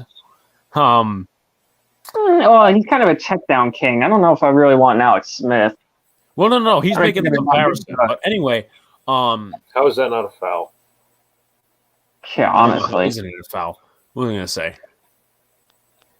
But that is? I guess so. Now I lost my train of thought. Fire sale rebuild if I know where I was going now. I don't think Daniel Jones will ever live up to number 6 overall. And I'm not saying, he's a bad quarterback. No. I don't think he'll ever be Patrick Mahomes or 6th overall value. But I think he will be a decent quarterback, Eli Manning type, maybe. That's his ceiling right now. If he could be one of the best in the league, I will definitely take that, obviously. Fire sale rebuild if DJ doesn't pan out. I'm not necessarily on the board with that because the way it's looking right now. And as I said, the offense we'll have to see. The defense right now, I like it. You do not strip down and rebuild. If that's I'm good behind that. It's almost like the Steelers. So, when Big Ben does retire, you do not mess with that defense, but you rebuild the offense. I've been saying that from the start. They need to freaking rebuild that offense. See, the problem I have with that is in the NFL, it's tougher than rebuilding in the MLB. Jagger says, who y'all looking at for fantasy? Holy shit. It's way early for that stuff. It's early to be thinking about. I don't even know what pick I have. I know I'm in the playoffs, so I don't exactly. I was in the last playoffs pick because I won the championship. Yeah, but I won it first, so. But I created the league, meaning 2 championships. No, didn't. But Luca, where's your ring at? We're still waiting. Me and Alex got the virtual fantasy ring, but where's yours at?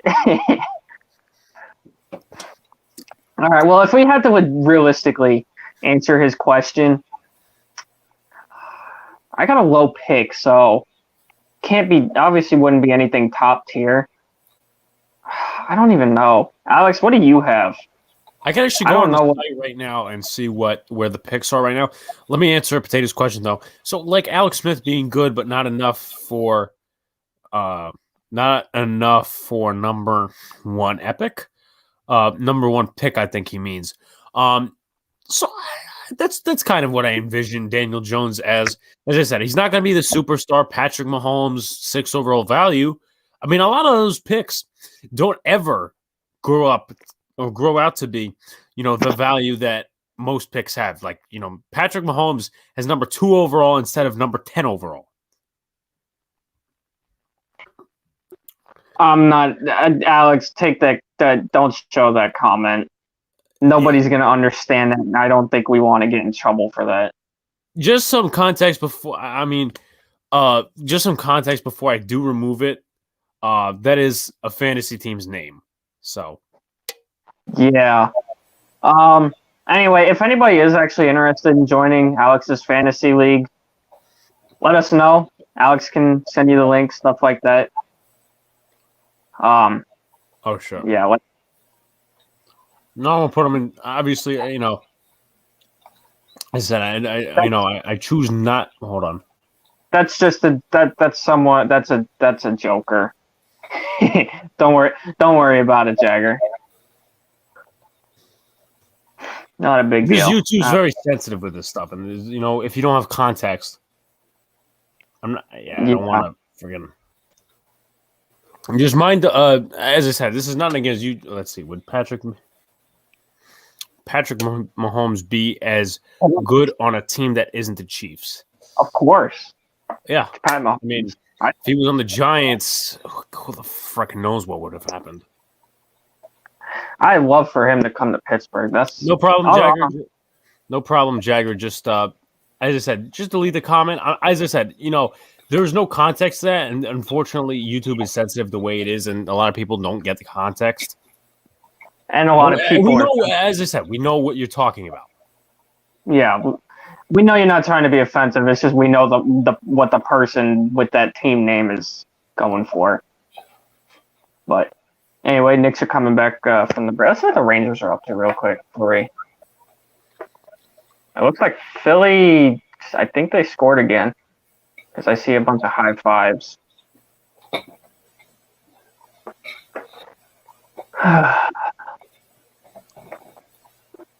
Let's see. They're not really showing anything here. They're doing like a review or something. Okay, we'll go back to the Knicks game for now. Jeff Green's having a good night for Brooklyn. 20 points, 8 for 9 off field goals.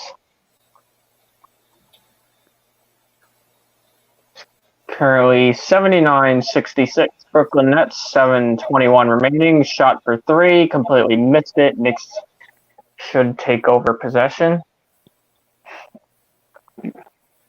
I hate USA-based companies. They are banning my friend every time he tells us he is going for a smoke. If I don't understand the context of that one, I'm just going to use my noodle and use the 4 brain cells that I have left. But it's pretty weird.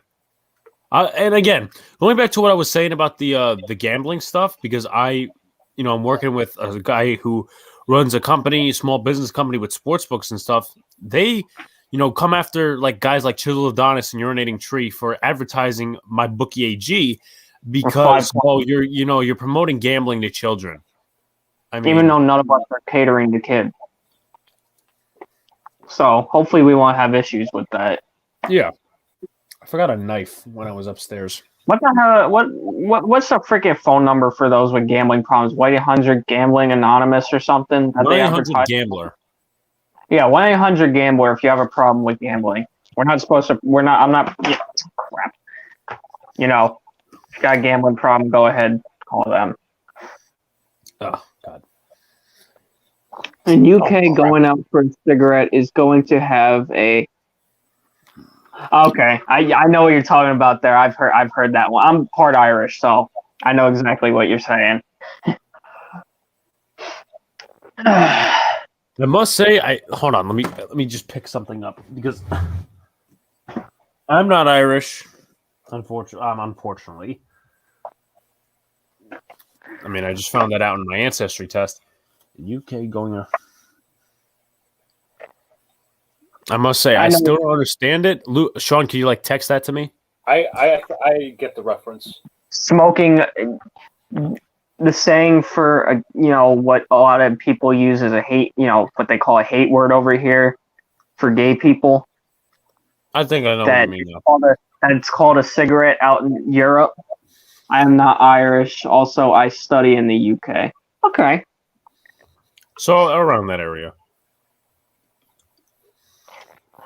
Now let me ask you this, Peter. Peter. When the Yankees and potato, sorry.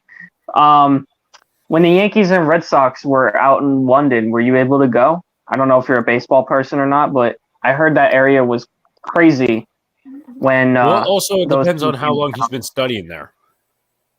True, that was 2 years ago. So I'm curious to see. I really said PETA because we joke about that all the time. And Randall, where the hell are you throwing it to, bud? No? Oh, okay. That was freaking. I remember coming home from North Carolina on vacation and listening to that Yankee game, the 17-13 Yankee game. Freaking I remember. had a heart attack. I think that was Joe Harris who has Butterfingers. I remember. Found it boring to watch, but decently fun to play. That's a lot of people. Also, just to provide another standpoint, as I said, we're all baseball fans here, 3 of us. From an outsider standpoint, it's more fun to watch at a ballpark than it is. Yeah, it's like that for any sports event, I'm just providing some context. But the story, going back to the game, I think it was either the first or the second game. Hold on. I don't want to burp on cue and be like, ugh. I'm not like Luca. Luca. I'm surprised he hasn't sneezed on cue yet. Oh, I know. The way this Luca's got dad sneezes. It's scary. He goes, ah. Anyway, what was I gonna say? Yeah, I was actually because I was a part of a team called the Pit Bulls, and it was a summer league baseball team, and it was. At one point there was clouds coming in and it was stormy. So, it was really stormy and stuff like that. And then lightning and thunder and that stuff. So we were on the way home and I rode with one of my coaches and he was playing the game on the radio. And then I got to watch it when I got home. Yeah, it's more fun yelling at the refs in the stadium than yelling at them. I'm guilty. You know what I hate?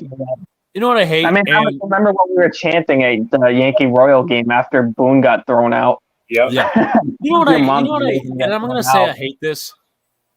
Sean, you know who I'm talking about. Luca, you know partially who I'm talking about, maybe. When it comes to one of our friends, is people, when you yell at the refs or the umpires and whatever, it's not going to change anything. It's called... No, but it's fun to voice your opinion. Yeah, exactly. It's called fun. It's fun to voice your opinion. And there's a lot of people out there. Oh, you're not going to change anything. You a sports fan? No, you don't understand. It's just not hard on. It's just in the same case. It's just like yelling at a goddamn video game. Is it going to do anything for you? No, you still do it anyway. Yeah, I'm guilty. I'm very guilty of that. Well, and it honestly kind of changes the atmosphere. Look at the Saints game after. What happened? You can't say it doesn't change anything because after that game, they were on Super Bowl Sunday. They're freaking having big protests and whatnot after the game. Yep. I agree with this. I'm going to say, see what's going on, Giants. Why is Cookie Monster showing up in my Twitter feed? That's weird. Sure, the rain. Let's see. We don't need those. Oh, yeah. Okay. So this guy on Twitter, Saquon's going to get almost all the snaps. Really? Coming off an ACL injury? Idiot. I'm sorry, but you just try to back that up, and you're idiot. Update from the Rangers game. They're tied at 4 going into overtime against the Flyers. I must say I don't know much about this, but it probably has something to do with either just video referee or replay or robot umpires, something similar. I'm trying to make the connection to a different sport because I don't watch soccer, to be honest. But yeah, none of us do. Yeah, but and it's usual. It's useful as NFL video refs and worse. Well, at that case in the game, I'm very scared for anyone who watches soccer. Yeah, I'm not a soccer fan, but. I'm not a soccer fan, but you know what? I'll give them credit. Their rivalries are really cool. Their fans get crazy. So I'll admit, I'm not a soccer guy, but I'll admit their rivalries are crazy, and it's kind of cool to see. The Patriots have signed defensive end Dietrich Wise to a 4-year, $30 million contract with $10 million guaranteed. So that's that. Yes. Why? Hold on. Uh-oh. What happened? We got a problem, I think. What? No, I think this is NBA. No, okay. 6 tournament. This is NCAA. 6 NCAA tournament referees ruled out due to COVID protocols. Great. This is basketball, just so you know. Anybody fill out their brackets yet? Because I didn't. I didn't do it yet. I haven't started. I'm not gonna lie. I don't really know much about college basketball. I only really follow one team, but I do it for fun anyway. I actually don't know the offside rule in soccer. If you care to explain, sure. Maybe it's something similar. I mean, I've played the sport in like gym class and stuff, so I might know, but I don't fully know. I'm not gonna act like a smartass. Even though you are.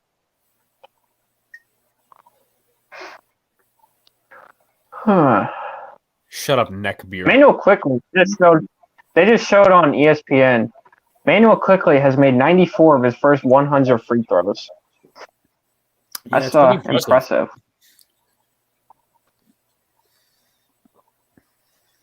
Current score is 86-72 Brooklyn with 5 minutes left in the third.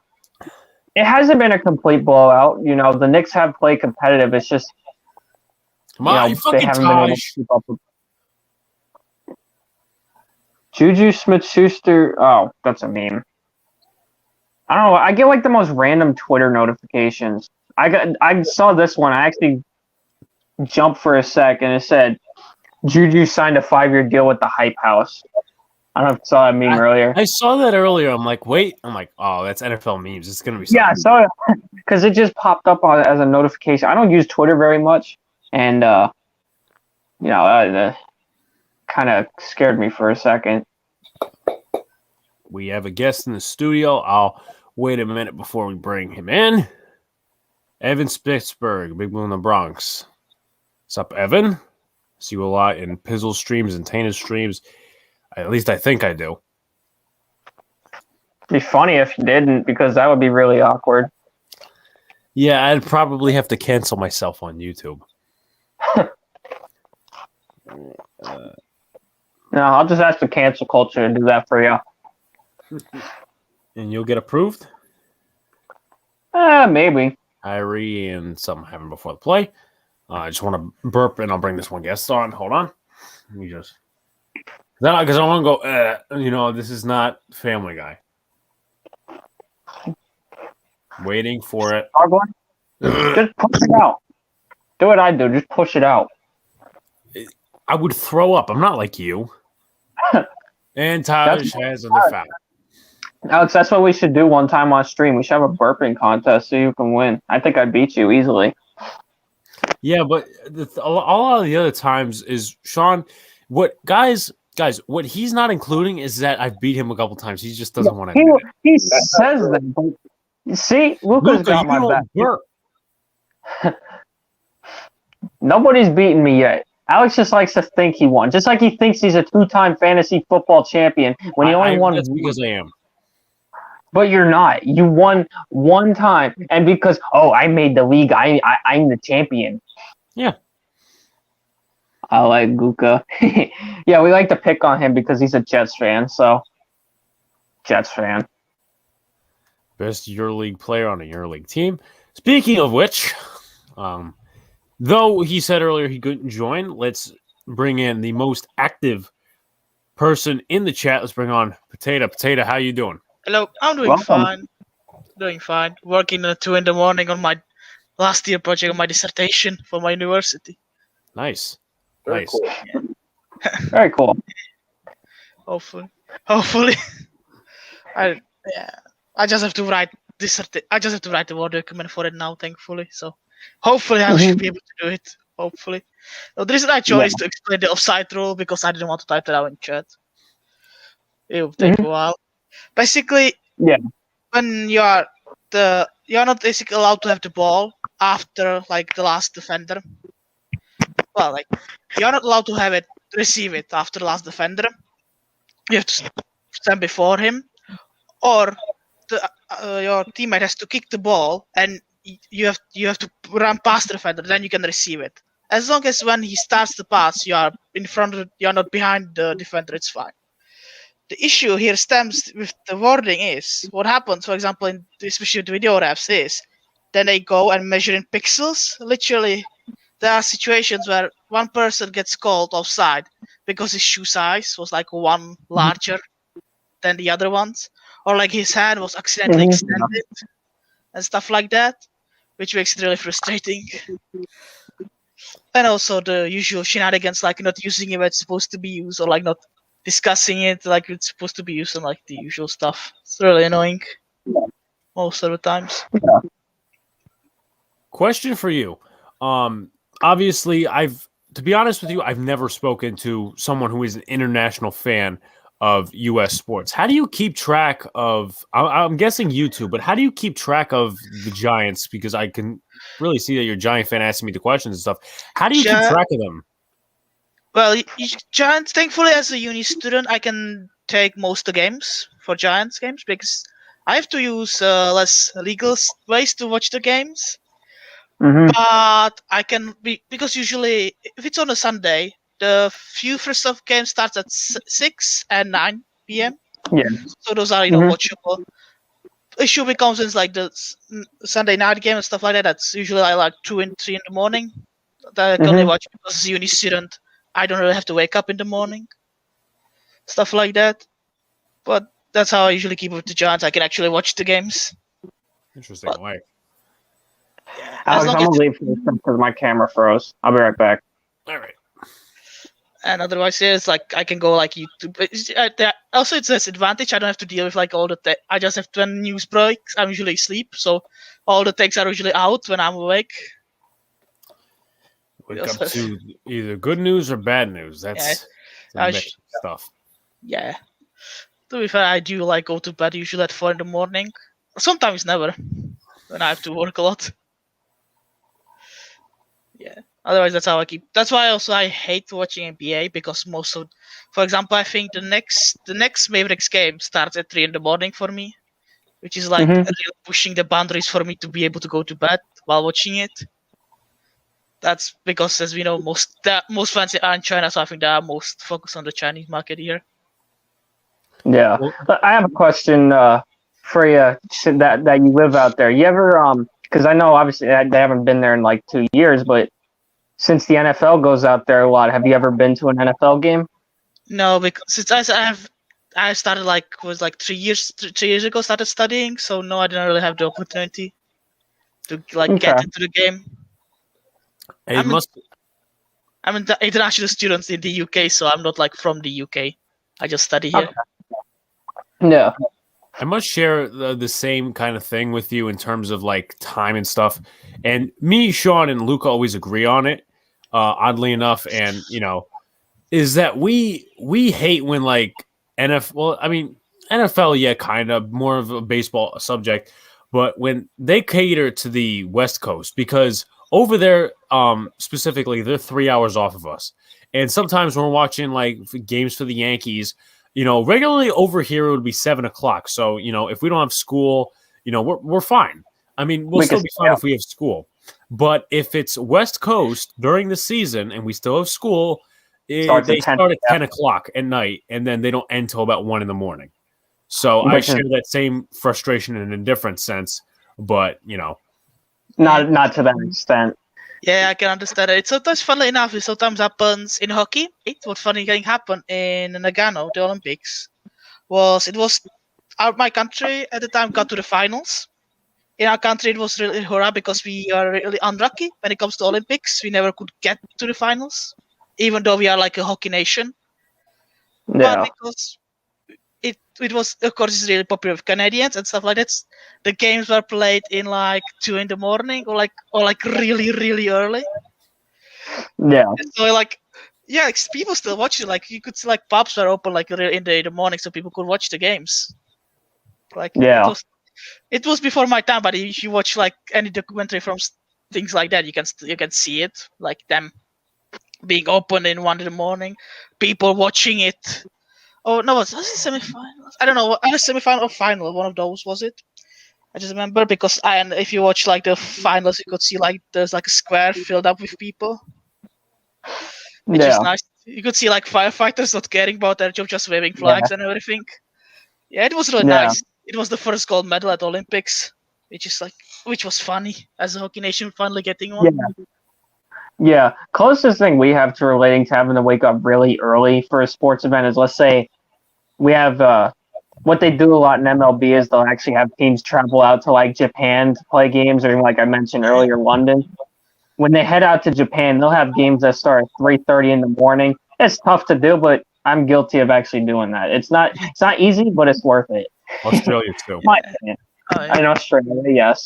With the NFL, what they do when they have their London games locally here, when they want them to be played in the afternoon out there, they'll start them at 9:30 in the morning here. So usually people get to wake up right away to NFL games, which is a nice way to wake up. Yeah, because they know like it's like in London, in Europe, there's some fan base, but still the market is like. That's why I think like if you look at NBA, like why the games maybe this time is because lots of Chinese people want to watch them, so that's why they're not focusing on Europe. Because honestly, if in Europe like basketball is not that popular, like you don't really much care about it. Yeah. And like, if anything, there are some nations who care, but they are not if you talk about it's not London, it's not UK, it's not Germany, it's not France, it's not like the main population there is. Yeah. And even if and I'm just, as I said, I've never been to Europe. I mean, both my parents from Europe. But just like look from an outsider, as you said, your basketball is not that popular. And even if if it was, they still got they probably got their own basketball leagues going over there, because you see a lot of these guys, and that is it. Yes. Almost made it. You see a lot of these guys from like Kristaps Porzingis, for example. He's a Latvian. A lot of these guys, they're imported from over there. They come over here and play basketball. Yeah, every nation has its own league. Like in my country I come from, it's 10 million people population. We have our own basketball league. Even several of them. Like I think we have like several tiers of basketball.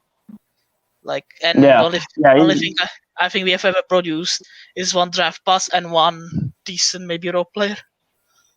Yeah, in France they had Frank Ntilikina before he came to the NBA. Actually played in like their French league. Yeah, and turned out okay. So that's like also they have the Euro League, which is like where the best of the best, like from each country go to match each other.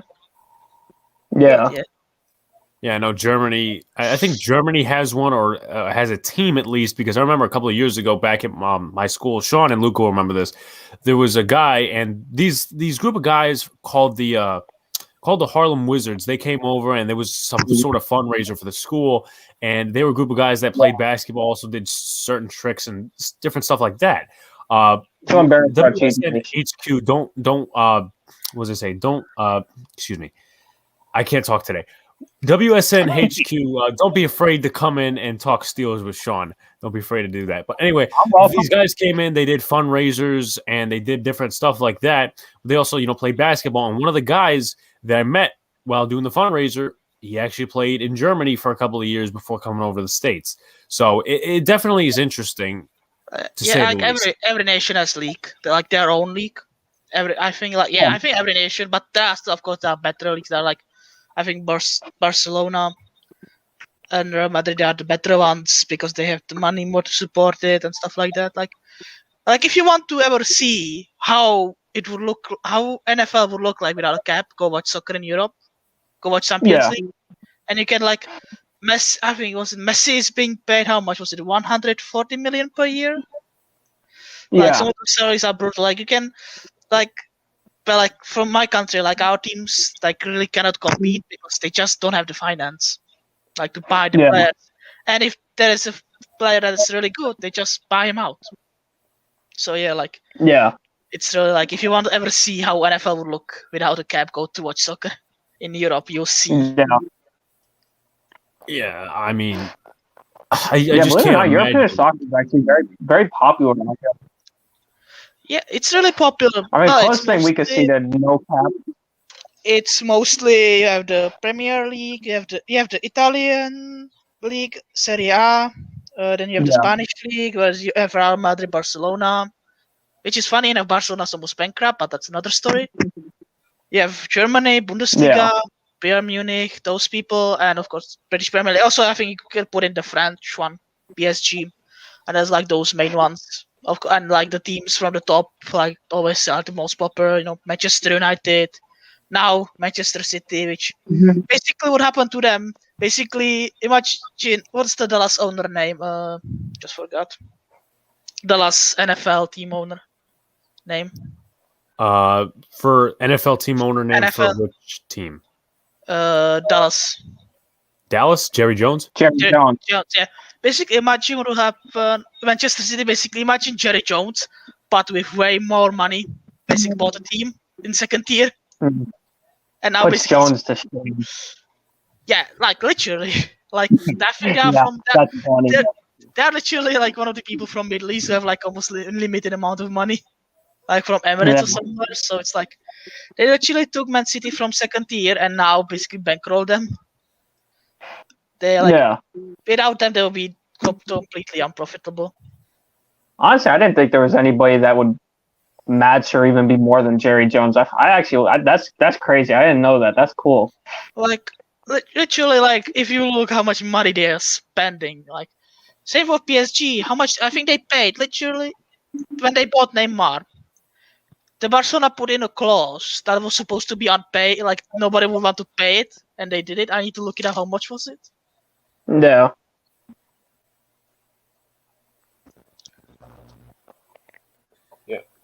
I will need to look up. But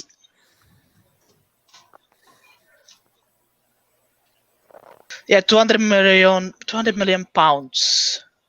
Yeah.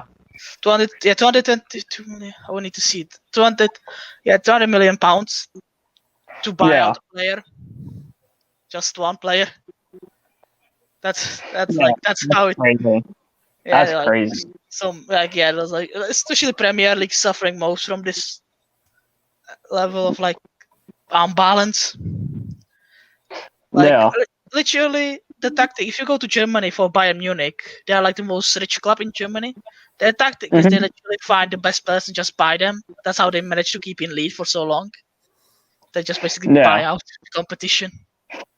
That's crazy. Imagine that in the NFL. Yeah, because you have the cap, it wouldn't be allowed. Yeah, exactly. Like Like I people said, complain about it, but like it would just would happen. It's like Giants with like the biggest market would just call up all the players. Yeah, and it's like that in MLB because you got all these big market teams in New York and Los Angeles, and they practically run the show in MLB. So that's closest thing we see to that. And you see these big contracts, Alex. You can talk about it. Mike Trout. I remember watching Urinating 3. Like he was doing like the new season for basketball, and he said like, "Oh, this player got more than like four team pay for the entire like roster." Yeah, exactly. UT hilarious. I love UT. Yeah, it's like that. That is a good reason for the cap. I'll show you what they tried to do recently. I think it's still on. Like they still want to do it. Is to make a separate league, like a European league, just for the teams for like cream of the crop. And everybody's like, nah, like no, we are not gonna allow you to do this because it'd be tough out here. Yeah, no, it's also because it would be like only exclusive for those teams, which something as in Europe is not something that's really as an idea. Like every team can fall to the second tier. Every team can go up. It's like we don't believe in franchising in Europe much. Yeah, it's almost like a minor league system. Like if you play good, you stay at the top, but if you struggle, you're gonna fall down. Yeah, that's Steal like by Randall. Sorry, Randall. Come on. Yeah. Knicks trail by 7, 98-91 with 9:11 remaining. And it's definitely what was I gonna say? It's definitely the tale of. We have another guest on, so in just a second. But anyway, there's a tale of two a tale of two franchises for the same city, okay? There's Kansas City Chiefs, there's the Kansas City Royals. The Kansas City Chiefs, Super Bowl champions, obviously not in 2021, but 2020. Yeah, The Kansas City Royals literally suck. So obviously, two sports, tell two different situations because the Kansas City Chiefs, that's a cap situation. They can afford in different sorts, New York, you can almost make the same example of, aside from the Yankees, what does New York really have? I mean, you got the Nets and you got the Islanders, but look at the opposite team in each league. I mean, the Yankees, dominant. The Mets, they haven't been relevant in about 20, 30 years. You got basketball. Nets, no matter how hard they try, it's still a Knicks town. Knicks. It's funny because, as I said, I haven't been watching the American sports for long, but I know the first things I remember of reading Knicks was Stephen A. complaining about it constantly. Oh yeah. It's very you see it a lot. Didn't get the first number one draft. Didn't get the what was it? We've been begging for the Knicks to be good forever, and their owner's just cheap. Our first ever game, our section was chant sell the team. I don't think Dolan's cheap. He has personality issues. He doesn't like being made fun of. He's not a people person. Yeah, that's how I describe it. And a lot of these, some of his band, his own band. Yeah. All they sell the team and they're kicked out for good. Yeah, and a lot of these owners, they're either scared to come out of their shell, and when they come out of their shell, they're very obnoxious. And he happens to be one of those people. You don't hear much just for a baseball standpoint from the Steinbrenners, the Maras. They're pretty quiet in terms of that. But when it comes to James Dolan in New York, it's a different story. Yeah, but to be fair, I think it's a better approach if you're owner that's more hands off. Because if you name it you have the Eagles, basically the owner meddled so much in them, they basically now fans out of the town. Same for the coach. I think in general, sports, it's better for the owner to just let he used to fire GM from time to time, but let the people do their job. Not everyone can be Jerry Jones and have luck making 3 Super Bowls because he could pay for it. Yeah, because there was no cap at the time. Yeah, exactly. So, if you do it poorly, you have Washington. You have Dan Snyder. Yeah. Alex? He's something else. He is. Dan's. I mean, he's I personally wouldn't know. I'm not a Washington fan, but could he compare to James Dolan? I mean, he's not obnoxious. I think he's just very scummy. Trey Hendrickson to Cincinnati. Yeah, he would. They were a top gunner for him. That's interesting. Let me see what Twitter has gotten up with. Yep, Trey Hendrickson replacing Carl Lawson. It could be better. Hope they don't kill Burrow next season. Also, they need to pick up offensive line within the first round. If they don't do that, then he's gonna be digging his grave. It's gonna be what is his name? Indianapolis Colts, the cute quarterback Andrew Luck. Andrew Luck. It's gonna be Andrew Luck 2.0. This is a very similar situation, honestly. Shot is good. Nick Trail 101.93. So the contract details for Bud Dupree to the Titans: 5 years, $82.5 million with $35 million guaranteed. Wow, how much is that? I gotta do the math on that. That's a big deal. 82.5 divided by 5. Okay, don't give me an answer right away. $16.5 million per year. Obviously, with that, what was I going to say? Obviously, with that, the market will probably either go up, stay the same. Luke, how much did Judon get? Judon got, I want to say, $14 million a year. Okay, so I don't know the remaining pass rushers on the market, but for any, Hassan Riddick actually is still there, and I know the Ravens are interested in him. That's what I saw in a different report. Lawrence also maybe on there. Depends what Giants do. Yeah. If you're not better side, give him the tag and just trade him away for a few picks. Yeah, if he wants $25 million, in a podcast episode coming out tomorrow, I kind of contradict my opinion right now. But in terms of, you want $25 million, yeah, you know what? You put up one season with 11 and a half sacks, and after that, you basically just, you had one good year, and it's due to coaching too. You didn't just do it by yourself. No.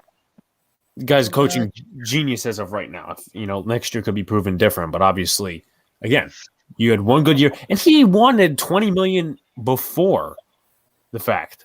He wanted $20 million. He wanted like Khalil Mack money before this season. So, I mean, it just didn't make a lot of sense, but he's going to be... We could just sign him and trade him off to a desperate organization. Yeah, I've definitely thought that the Raiders were going to be in play maybe for a situation like that. They signed Yannick Ngakoue, so I don't think it's going to be him. I don't think it's going to be the Raiders. Just trade to the Jets. You could trade him back to the Jets, Luca. How would you feel? Trade to the Jets. Maybe they'll pay us enough. That would be... Absolutely not. Yeah, well, I mean, it's going to be some team's problem.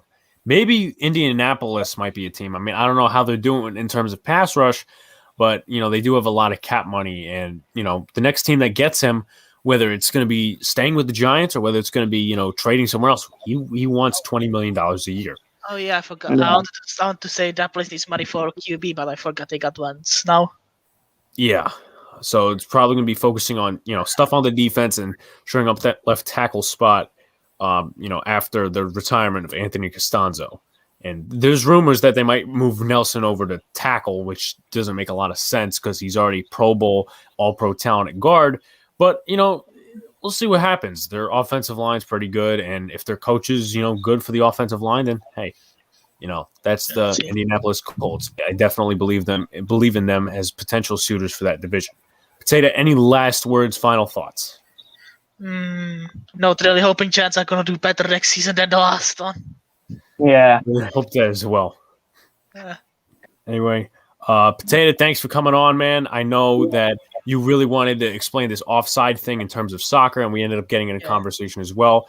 Thank you for taking your time out of, your convenience. What time is it over there? It's got to be like 2 in the morning, right? 15 past 2. Honestly, Exactly. I don't think I'll go to bed today, so it doesn't really matter that much. No. Well, good luck in your studies, and hope to have you on sometime soon. Thank you very much for coming on. Thank you. Have a good night. Have a good night. Okay, so next, if nobody read my text already, anyway, while this game's going on, just giving up a score update. It's 6:58 left to go. 105-96, Brooklyn Nets unfortunately lead once again. Next coming in is a childhood friend of ours, for anyone still watching. So, What's up, Jagger? nothing much. It's been a while. Feels like the kindergarten crew minus that idiot Craig. Yeah. No. Oh, I haven't talked to Craig in forever either. Yeah, I still keep up with him every now and then. Yeah. So crazy as usual. I might send him a meme. So what I want to know is that if you were a GM of your team, what would you guys be doing? Sean, I'll start with you. Okay. That's an interesting question. Well, right now, I like what they're doing with looking at Najee Harris and Travis Etienne at running back. I like that.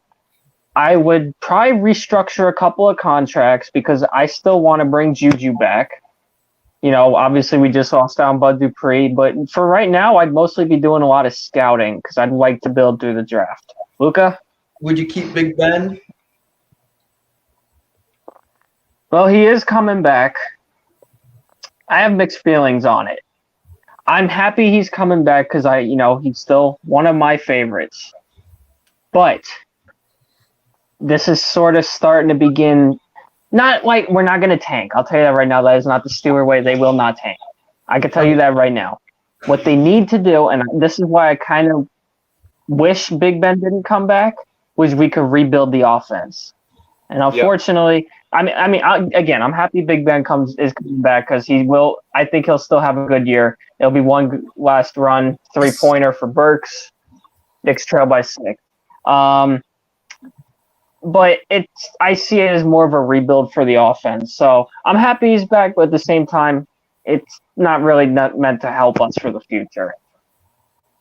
Luca? All right, so for my team, it's obvious we just got a wide receiver and pass rusher. We signed a Carl Lawson from the Bengals. We signed Corey Davis from the Titans. And I think we need a number 2 corner.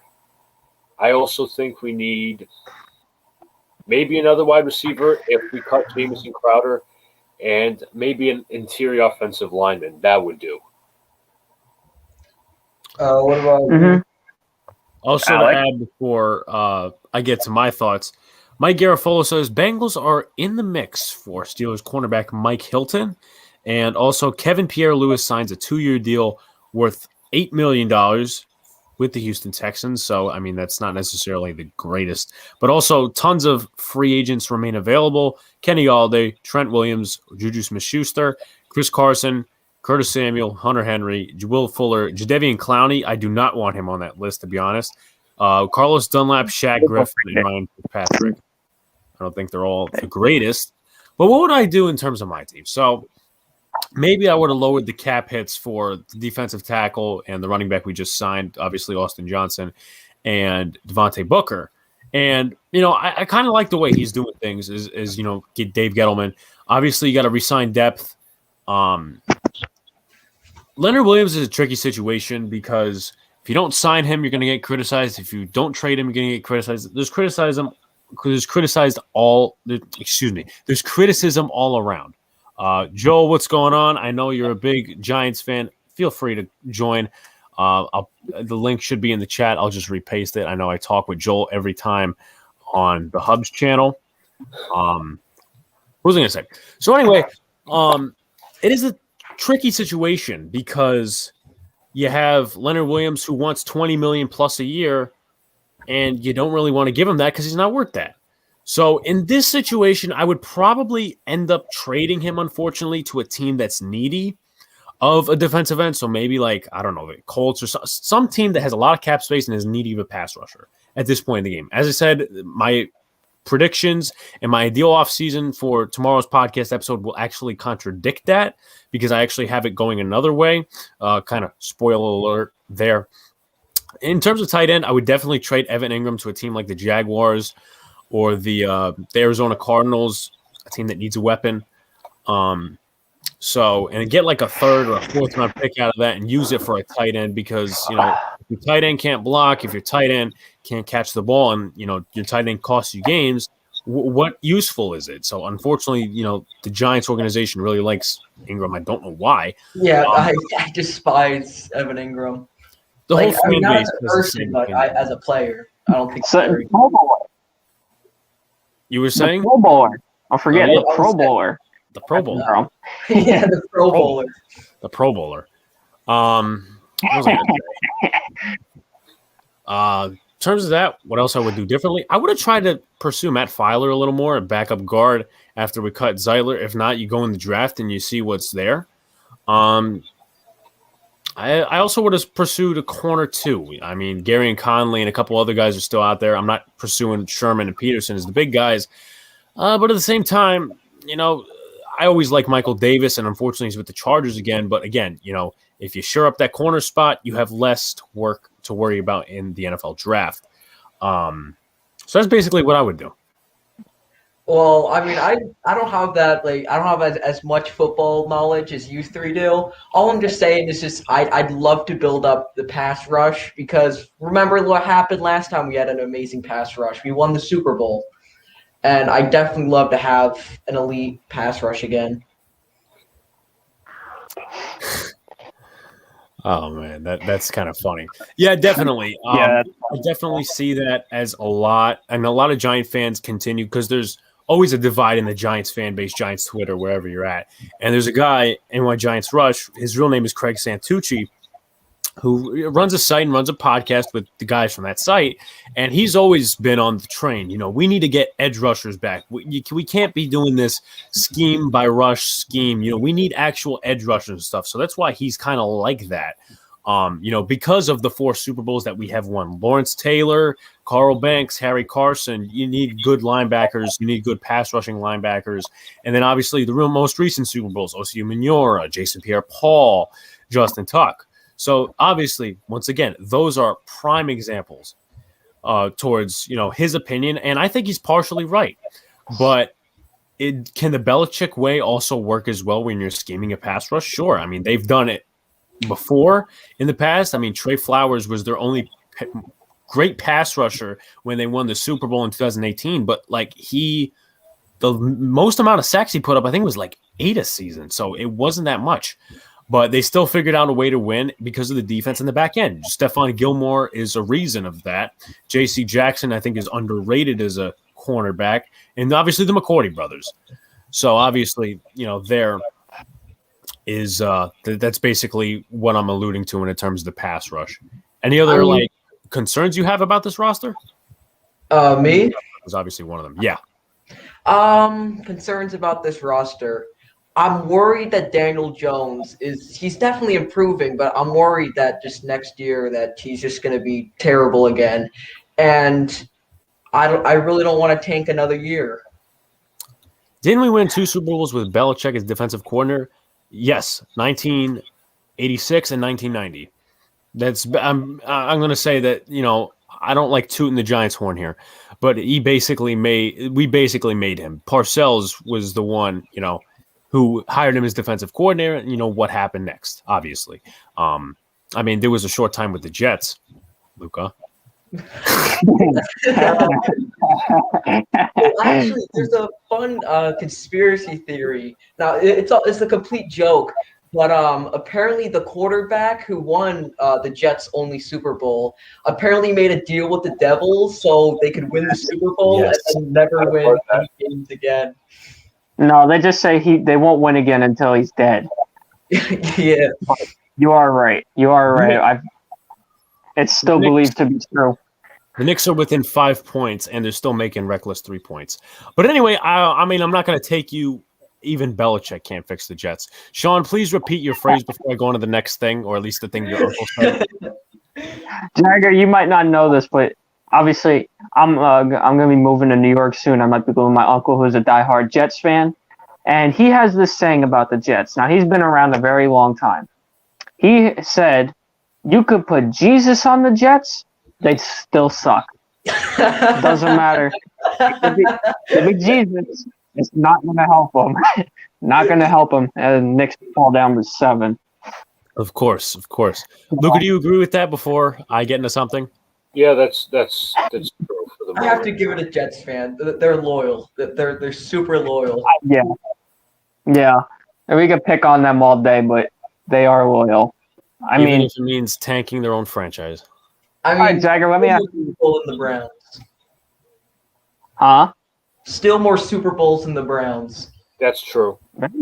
Very true. Yeah, very true. Jagger, let me ask you this, since you live a couple minutes from here. Obviously, you get to deal with a lot of Eagles fans like I do. How did you feel after that Week 17 incident with Nate Sudfeld and the Eagles purposely tanking and how it kept you guys out of the playoffs? How did you feel about that? So what happened is that I was after the Giants game, I was feeling pretty tired.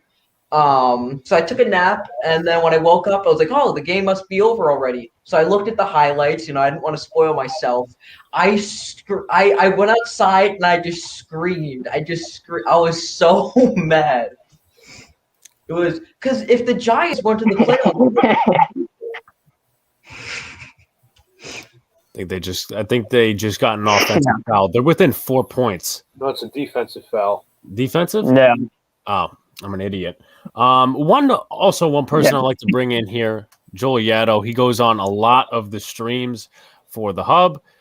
Joel, what's your opinion on today? Because a lot of Giant fans on Twitter have been bugging out that we haven't been doing anything other than signing a backup running back and a defensive tackle. And they're also complaining that the cap hit is too high for those 2 players. What are your thoughts? It's going about the way I figured it would go, because this was last year. Judge and Gentleman are doing the same thing they did last year. They're waiting. They're seeing what the market looks like. They have specific players that they want. Everybody said they wanted The one kid there went down to Miami, was it? The safety or the corner? And we got Bradbury instead. Byron Jones. Yeah, Byron Jones, but he signed a 5-year contract. But we got Bradbury contract. Martinez, he played with Green Bay, so Graham already knew what he was getting there. And then when we signed Gano, everybody wanted, what's his name, from New England, when New England let him go. I'm horrible with names, so you're going to have to help me out. Van Noy? Yeah, No, that's okay. The kicker? Yeah. What was his name? Nick Folk? Oh, Yeah. Goskowski. Yes, Goskowski. That's it. Yeah, everybody wanted him, thinking that he should be it. But the guys that we got worked out. And then I figured the Patriots were going to make moves. Only because of, they had 8 players out on COVID. So Yeah. some of those guys aren't coming back. Some of those guys are coming back. But Belichick really saw what he needed to do with that team to get them into contention. And they might have overpaid, but they got some pretty good players at the positions and the depth that they need. Let me just quickly highlight this comment. Cap is a myth. Look at the Saints or Kansas City or Tampa. Oh, wait, hold on. Or Tampa. Cody Parkey, the best kicker in the no one can doink like Cap. I mean, Joe Judge kind of proved that the one time we versed the Browns, and he moved the penalty back on the field goal attempt, and he doinked again. But I mean, to be honest with you, everybody's getting way too overreactive with this cap hit. Oh, you're paying a backup running back $3 million per year. Oh, you're paying Austin Johnson $3 million per year. I kind of get their philosophy. I get it. Trust me. But at the same time, do you really expect the Giants to really just go out in free agency and sign all these players? I mean, look at 2019. Even if they did things correctly, they were not going to do that because they didn't have a lot of cap. And I'm pretty sure that Dave Gettleman knows that the cap is, not in a good place right now. I think he's going to make moves that nobody's going to see, but you have to be patient in this situation. A lot of Giant fans aren't patient. And another thing I want to ask you is that what do you think of this Leonard Williams situation with the rumors coming out that he wants to be paid about $25 million per year? Everybody's been saying that, and at the beginning of the year, everybody was like, well, we need to pay Leo whatever he wants instead of letting the market us. Let's see what these guys are going for, which is what Gettleman likes to do. When he was in Carolina, he let not Sherman. Josh Norman. Yeah, he let Norman go. He put the tag on him, said, I'm not paying that, and let him go. Everyone thought that was a horrible move. Giants fans last year were upset when Judge cut Conley. He was played good for 2 games, got an ACL tear, and then they traded him to Minnesota, and he couldn't even see the field as a second stringer, and their first stringer got hurt. So we got to let the GM. We all are fans. We watch the game. We watch tape, but we don't watch nowhere near the amount of tape these guys do. And we're not inside the building. That's what a lot of people, they think it's an easy job. They really think it's, just cut and dry. It's not an easy job, especially when you're dealing with players like this. And, it's not necessarily the greatest of excuses. I mean, it's an excuse, but let me get to it. Is obviously the COVID pandemic definitely impacted the NFL cap. And with that, Leonard Williams doesn't care. And even last year, he didn't care. He wanted as much money then as he does now. And even, he has a bit of leverage on the side, not just the trade, but the fact that he put up 11.5 sacks, where I guess the Giants could come in and, again, I don't do as much scouting as they do. I'm not going to act like some analyst. But, Patrick Graham, doesn't he have something to do with that? Because under James Betcher and under the last year, or I would say last 2 months under Greg Williams, they couldn't figure out anything with Leonard Williams. They wouldn't even – Betcher let Williams play. Greg Williams didn't. Right. So. Well, here's the thing, guys. You're only worth what somebody's going to pay you. So you have to do what you can do to get that money. You were in with the hub, weren't you? And we had that talk about how the players are not getting a fair amount or a fair share. And we were talking about it, the no fun league, and that people were only around for 3 years. That's your average NFL contract. and how the owners would take advantage of the players. Players really couldn't come back at the owners because there's just such a fine line to walk in between what you think you're worth, what they're going to pay you, and then the negotiations that are in between that. And then that's where the fans get upset, the owners get upset, the players get upset. And then thanks to social media, we hear rumors, we hear, well, he wants this, when you know what, it might not even be true. Somebody might have just brought up, I have yet to hear anything on Leonard Williams' camp that he wants $25 million a year. What's the Giants cap looking like? They just signed. They had about.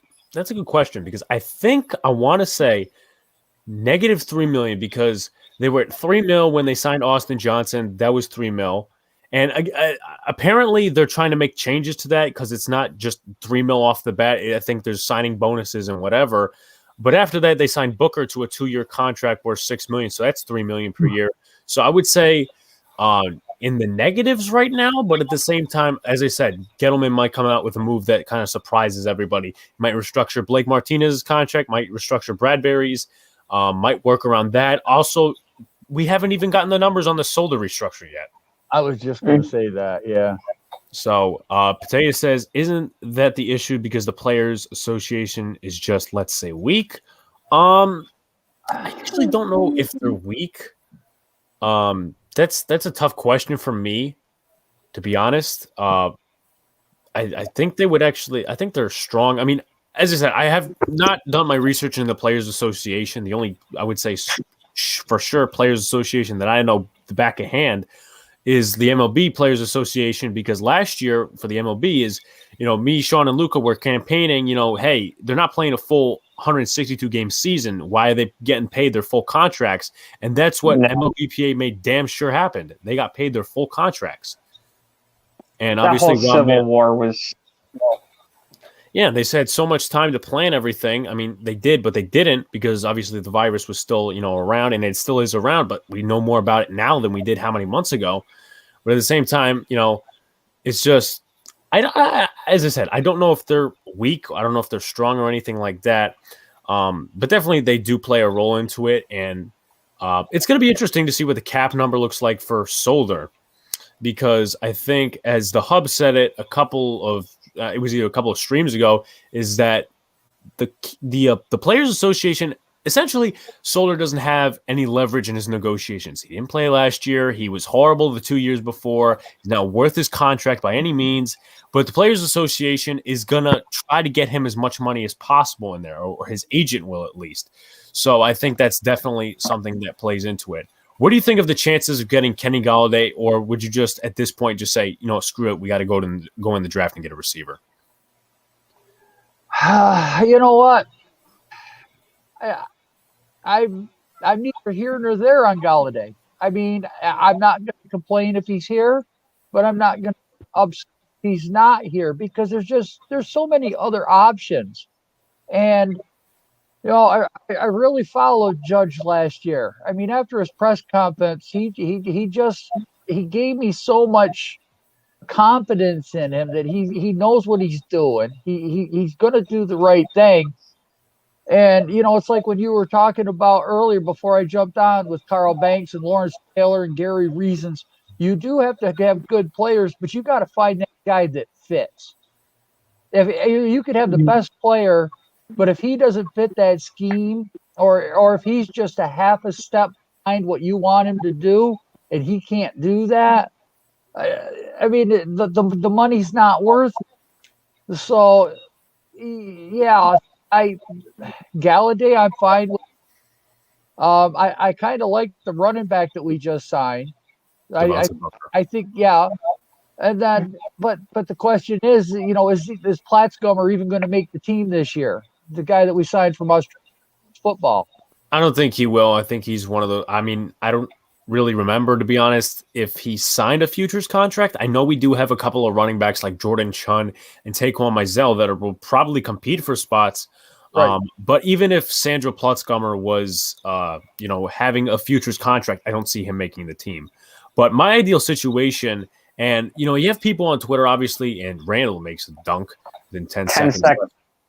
Yeah, They trailed by 3. What was I going to say? My ideal situation for at least this year with Saquon Barkley, and people saying, "Oh, you don't need a running back, backup running back because Saquon Barkley's going to play most of the snaps." You don't know that because he's coming off an ACL injury, and even if he's fine, you still need to groove him back in offense, and the offense will look different in some sort of way. I mean, it's not going to be as the same as last year. Who knows?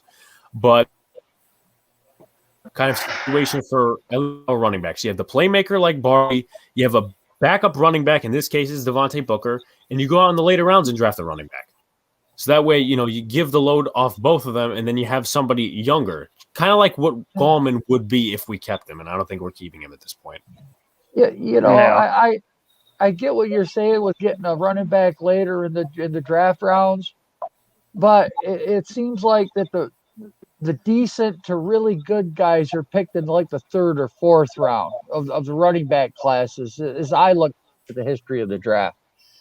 And we all saw it where, like, if that was Barkley, that would have gone to the house, but Gallman only got us a 10 or 12-yard run because his running style is just a little bit different. And then Garrett didn't have Barkley after the second game. So, he's trying to make these changes. The offensive line was young. We're going to have offensive line changes again this year. So these guys aren't coming back as a unit. We're going to have new wide receiving core.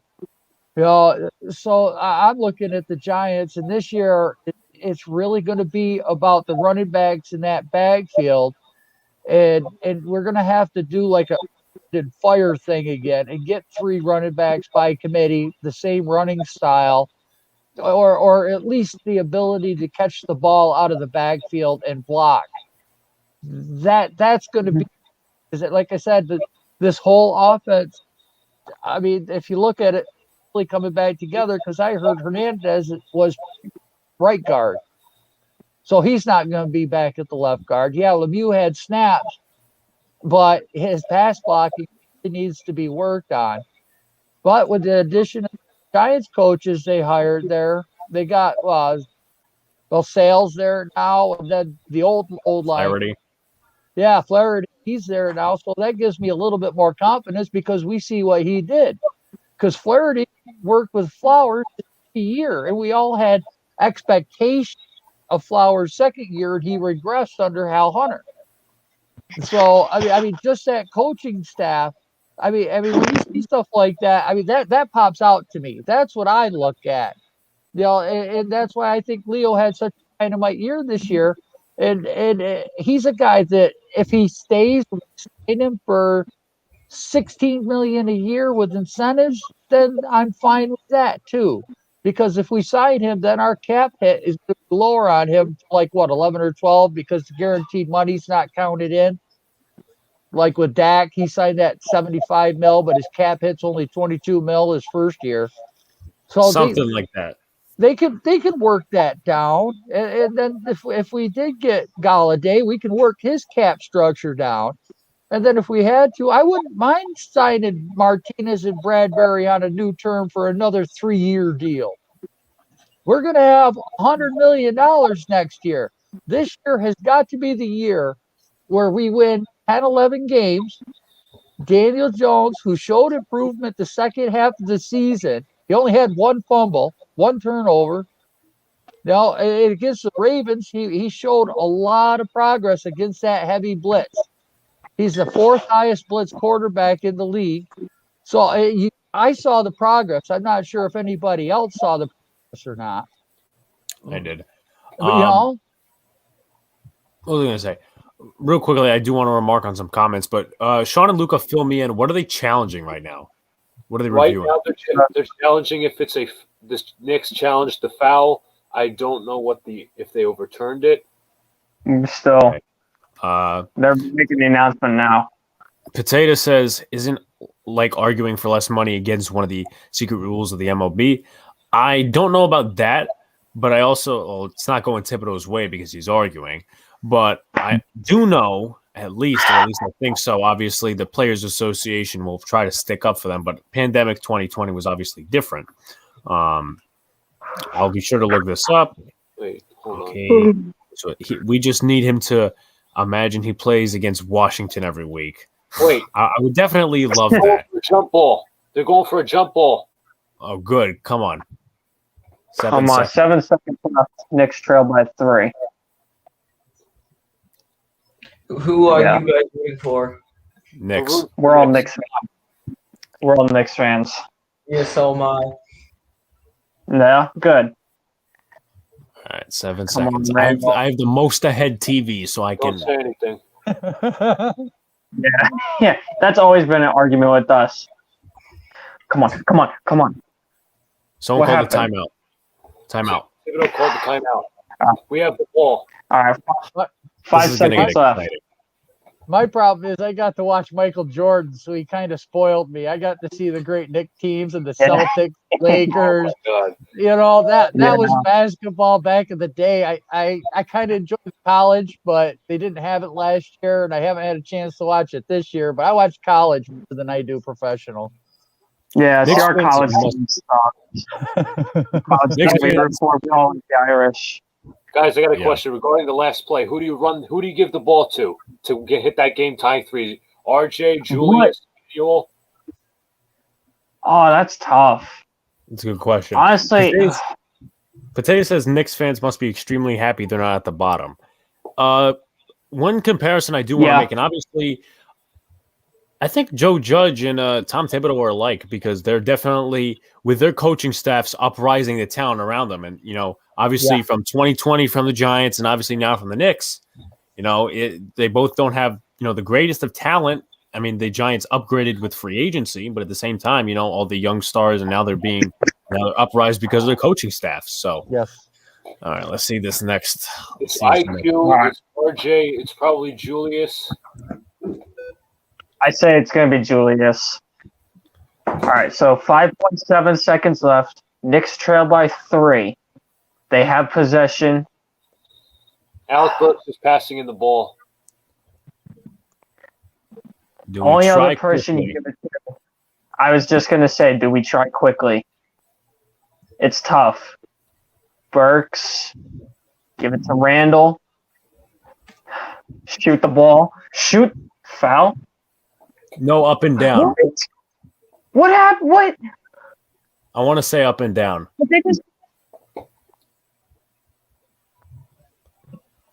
What the hell happened? I want to say up and down.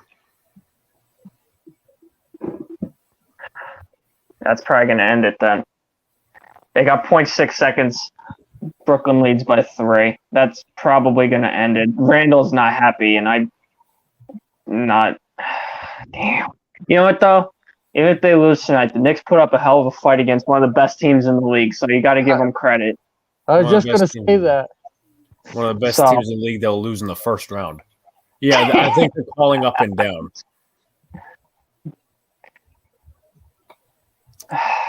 Oh, God. All right, well, again, they put up a hell of a fight, so I'm not going to be mad. I mean, I don't believe in moral victories, but Harden just made it, so that's going to... Breaking news. What's Vikings up? are signing Dalvin Tomlinson.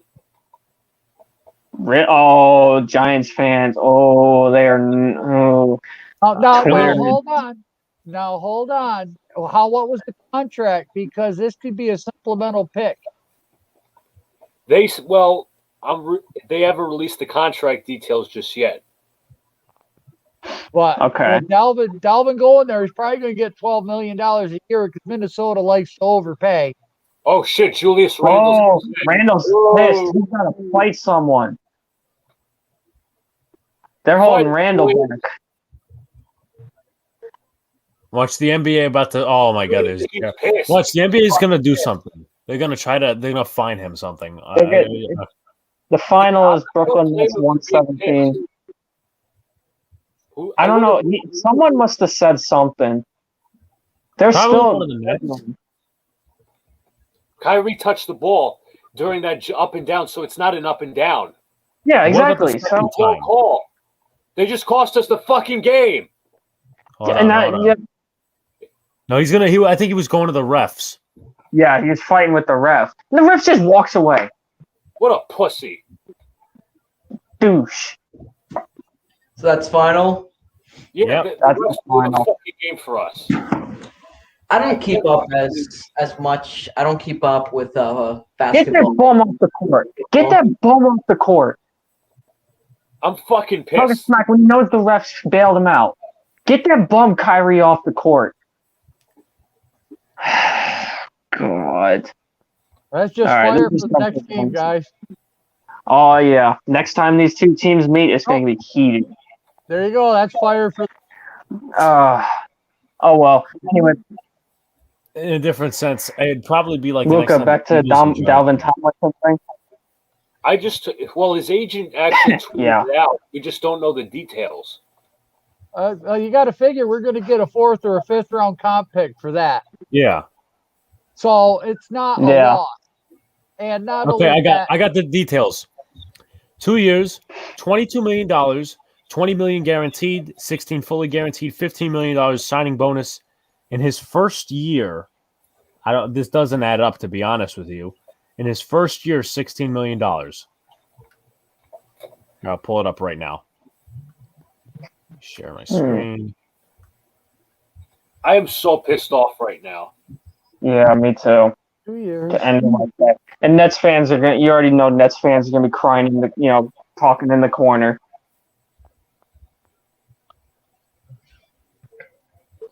Well, that still should be good for a 4th round comp pick next year. Yeah. And one thing I will say before we start closing out is I like Dalvin. I mean, the odds of him staying were not that great. But just because he's good and he's underrated doesn't mean he's not replaceable. You have the draft, you have the depth on the roster. Well, I that's trust the way the we Giants. could match that contract. We couldn't match that. Yeah, I trust the Giants and what they're going to do. And I now trust that you Joe Judge. Well, Joe Judge we let Linval Joseph walk. We've let to the same team. countless other. We always seem to find that 3rd or 4th round nose tag. So that's it. There again, it's not blind faith, but you have to trust the process. It's not going to do me any good to sit here and get mad because he's gone. I mean, I like the guy. I'm going to root for him. I hope he does well. You know what? Congratulations on making bank. Yeah, exactly. Hey, you know what? The guy just hit the jackpot. He's getting $22 million guaranteed, and he's only there for 2 years. Yeah, exactly. So now the cap's going to up in 2 years. You imagine what he's going to do. All he has to do is just show up. If he continues to play the way he has been, he's going to get a 3 or 4 year deal after this one for 70, 80 million. Anyone who's surprised by this, obviously we're not going to pick the team, but anyway. I'll warn you now, you're probably going to get frustrated because I guarantee you the Giants fans on Twitter are not going to be happy. Oh, I know. I'm not ready to wake up tomorrow morning and just see, fire Dave Gettleman. I mean, what excuse me. What? I can't stand Twitter. That's why I don't twit. I'm too old for it. It's a waste of time. Very smart. That's very smart on your part. Yeah. Honestly. I'm not a Giants fan, but you know what? Even I can admit their Twitter's crazy. Oh, crazy, stupid. Real quick before why didn't we overpay him? I don't know. What was I gonna say? I just want to look at something real quick because I know somebody. Here we go. Jordan, meaning Luca and Sean. Hold on. What was I gonna say? Now I'm officially sad. Wish I could. Please stop. Yeah. Gettleman will fire. Let's read this strain of text, everybody. Gettleman will be fired in no time unless he plans to make more moves. Team has gotten worse so far.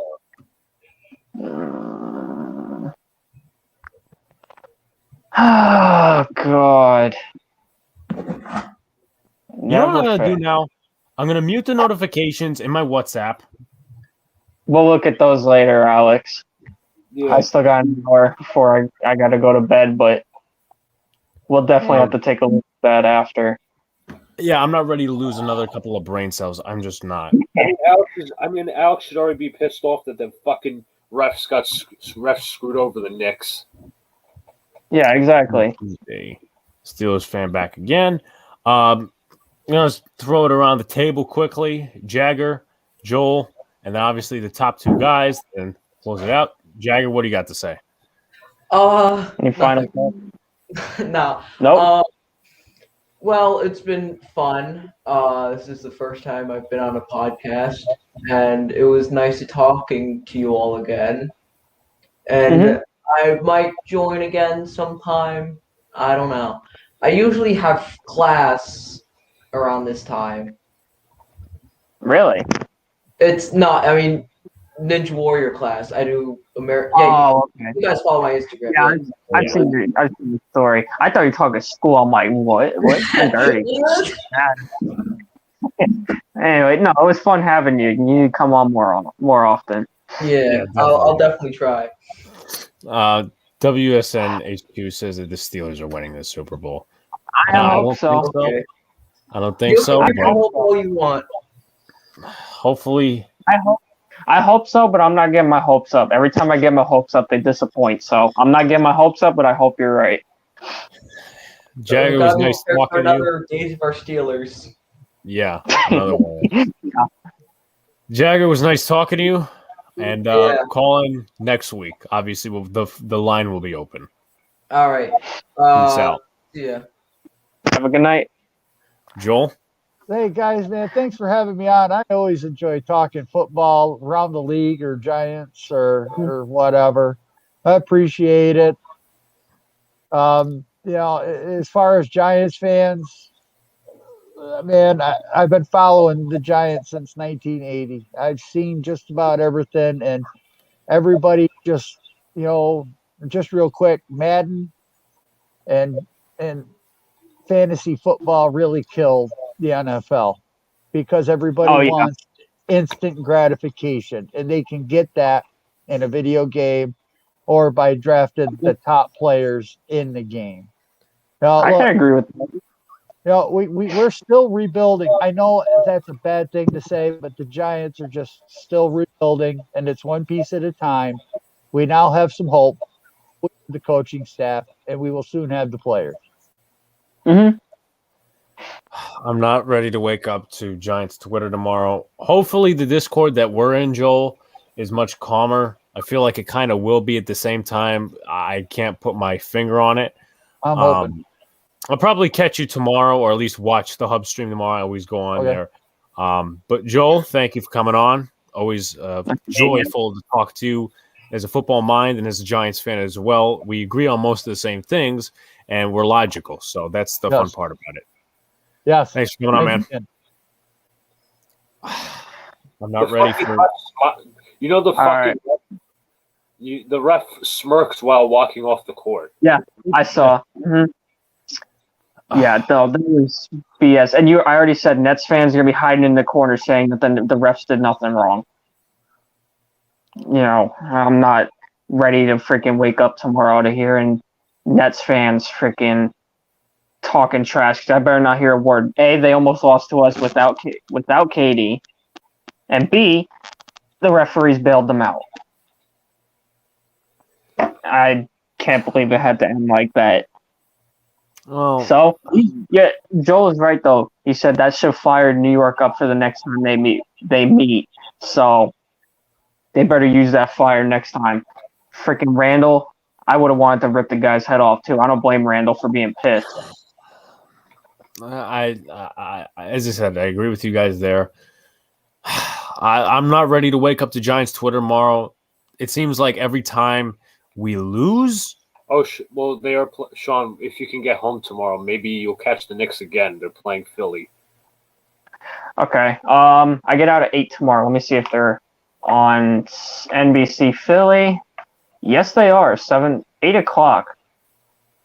So I'll see it. I'll listen to it on the radio.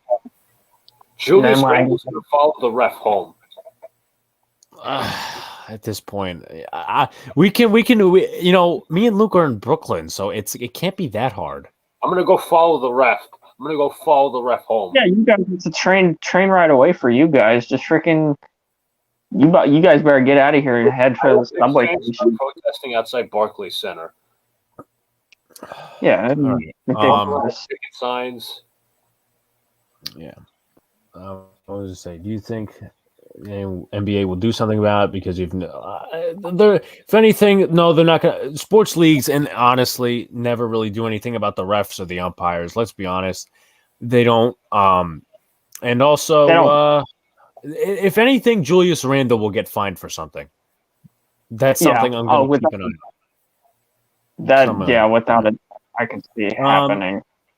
Sean, I'm going to toss it to you, then Luca, then myself. Obviously, I unfortunately have Giants Twitter. I'm going to close that out stuff for the rest of the night. I'm not looking at it because we expected this to happen, and unfortunately, people just have short-term memory loss. But Sean, go ahead. Here's a fun fact: the Packers tried to trade for Galvin Tomlinson during the season. Interesting. As far as final thoughts go, I'll just keep it Knicks. Refs really bailed out Brooklyn tonight because, for whatever reason, they can't get their calls right. I will say, though, the Knicks really, I'm not going to say even if the ref made the right call, they were going to win or at least tie it. I won't say that, but you know what? To keep in contention with one of the top teams in the league, I give them credit. I do give them credit. They had, they struggled, but they fought back. And I give, again, lots of credit to the Knicks. And hopefully we'll come back tomorrow and take it out on Philly, because I live in an area where it's a ton of Sixers fans, and nothing would make me happier than to shut them up. As far as NFL free agency goes, we'll see how it goes. Alex, I pray for you and your brain cells, because we're going to, really for all of us, because we already know I'm going to have to listen to this tomorrow or even later if you do end up getting to it. But we'll go from there. So, Luca? I'm obviously very pissed off that the Knicks didn't win. I mean, here's the thing with Derrick Rose. If Derrick Rose was healthy, not Derrick Rose was healthy. He's still under NBA's protocols, even though Durant broke protocol twice, and he wasn't out as long, right? But anyway, I think you're right. He wasn't out as long as Derrick Rose. Derrick Rose has been out since the Spurs game. That was before the break. But anyway, with Derrick Rose, we probably win that game. If it wasn't for the refs, we probably win that game. But anyways, enough about the Knicks. Great effort. In free agency, I know everybody was pissed off earlier about the Jets and not signing Lindsley, not signing, what's his name, Joe Thuney. I would have signed Joe Thuney. I would have signed. Well, let me explain this. It's hard to try to pay your best, or you pay your most, or pay your highest. I'm trying to say, try to offer him a lot of money, but when he wants to go to a contending team like Kansas City, because Kansas City's probably going to go back to the Super Bowl. And how do you not choose Herbert over what the Jets have right now for Corey Linsley? But anyway, we capped off the night with actually two quality signings. Corey Davis, a wide receiver. I think he's going to be a good scheme fit. He maybe could be that number one, not sure. But anyway, also Carl Lawson to round it out. And Alex, I pray for your brain cells. Guys, for whoever's in the comments, Potato, thank you for coming on. Jagger, thank you for coming on. Haven't talked to you in a while. Joel, thank you for coming on. Thank you guys for the guys in the comments. Sox Arizona as usual. WSN, who was a Steelers fan, still enjoy the engagement. Going back to Evan Spitzberg as well. Next time, come on, WSN. I want to talk Steelers with you. I want to see how you feel about it. As I said, next Monday we're live. We'll probably end up having a guest. Mm-hmm. Mavericks losing, he said. One thing I just want to cap off. I thought the MLB doesn't do anything since it's against tradition. Well, I mean, it is tradition for any sports league, or at least that I know, not to do anything with the refs. I mean, the NFL tried to do that. They tried. The Ravens are trying for that sky judge, and they remember the pass interference penalty, the pass interference challenge. Remember that? But you're not actually punishing the refs, though. No. They don't have to answer questions and stuff. No. Kind of stupid, honestly. But that's just life in the sports world. I'm gonna be losing some brain cells for tomorrow's. I'm gonna be losing some brain cells right now because I'll end up looking at text, and I have to send a reminder out, or at least Luca will, for tomorrow's articles at Uncut. But anyway, guys, if you haven't already subscribed to the channel, we got a new podcast episode out tomorrow. I might actually alter it on a different occasion because of this Tomlinson thing. Friday is another podcast episode in terms of the Yankees. We will be probably, as of right now, live opening day. So we'll enjoy talking to the fans and whatnot. As I said, this is every Monday at 8 p.m. Call-ins are always welcome, no matter the topics we talk: baseball, football, NBA. And we'll be streaming games throughout, whatever comes on a Monday. So anyway, thank you guys, Sean and obviously Luca. It's always a pleasure to have you guys on the channel.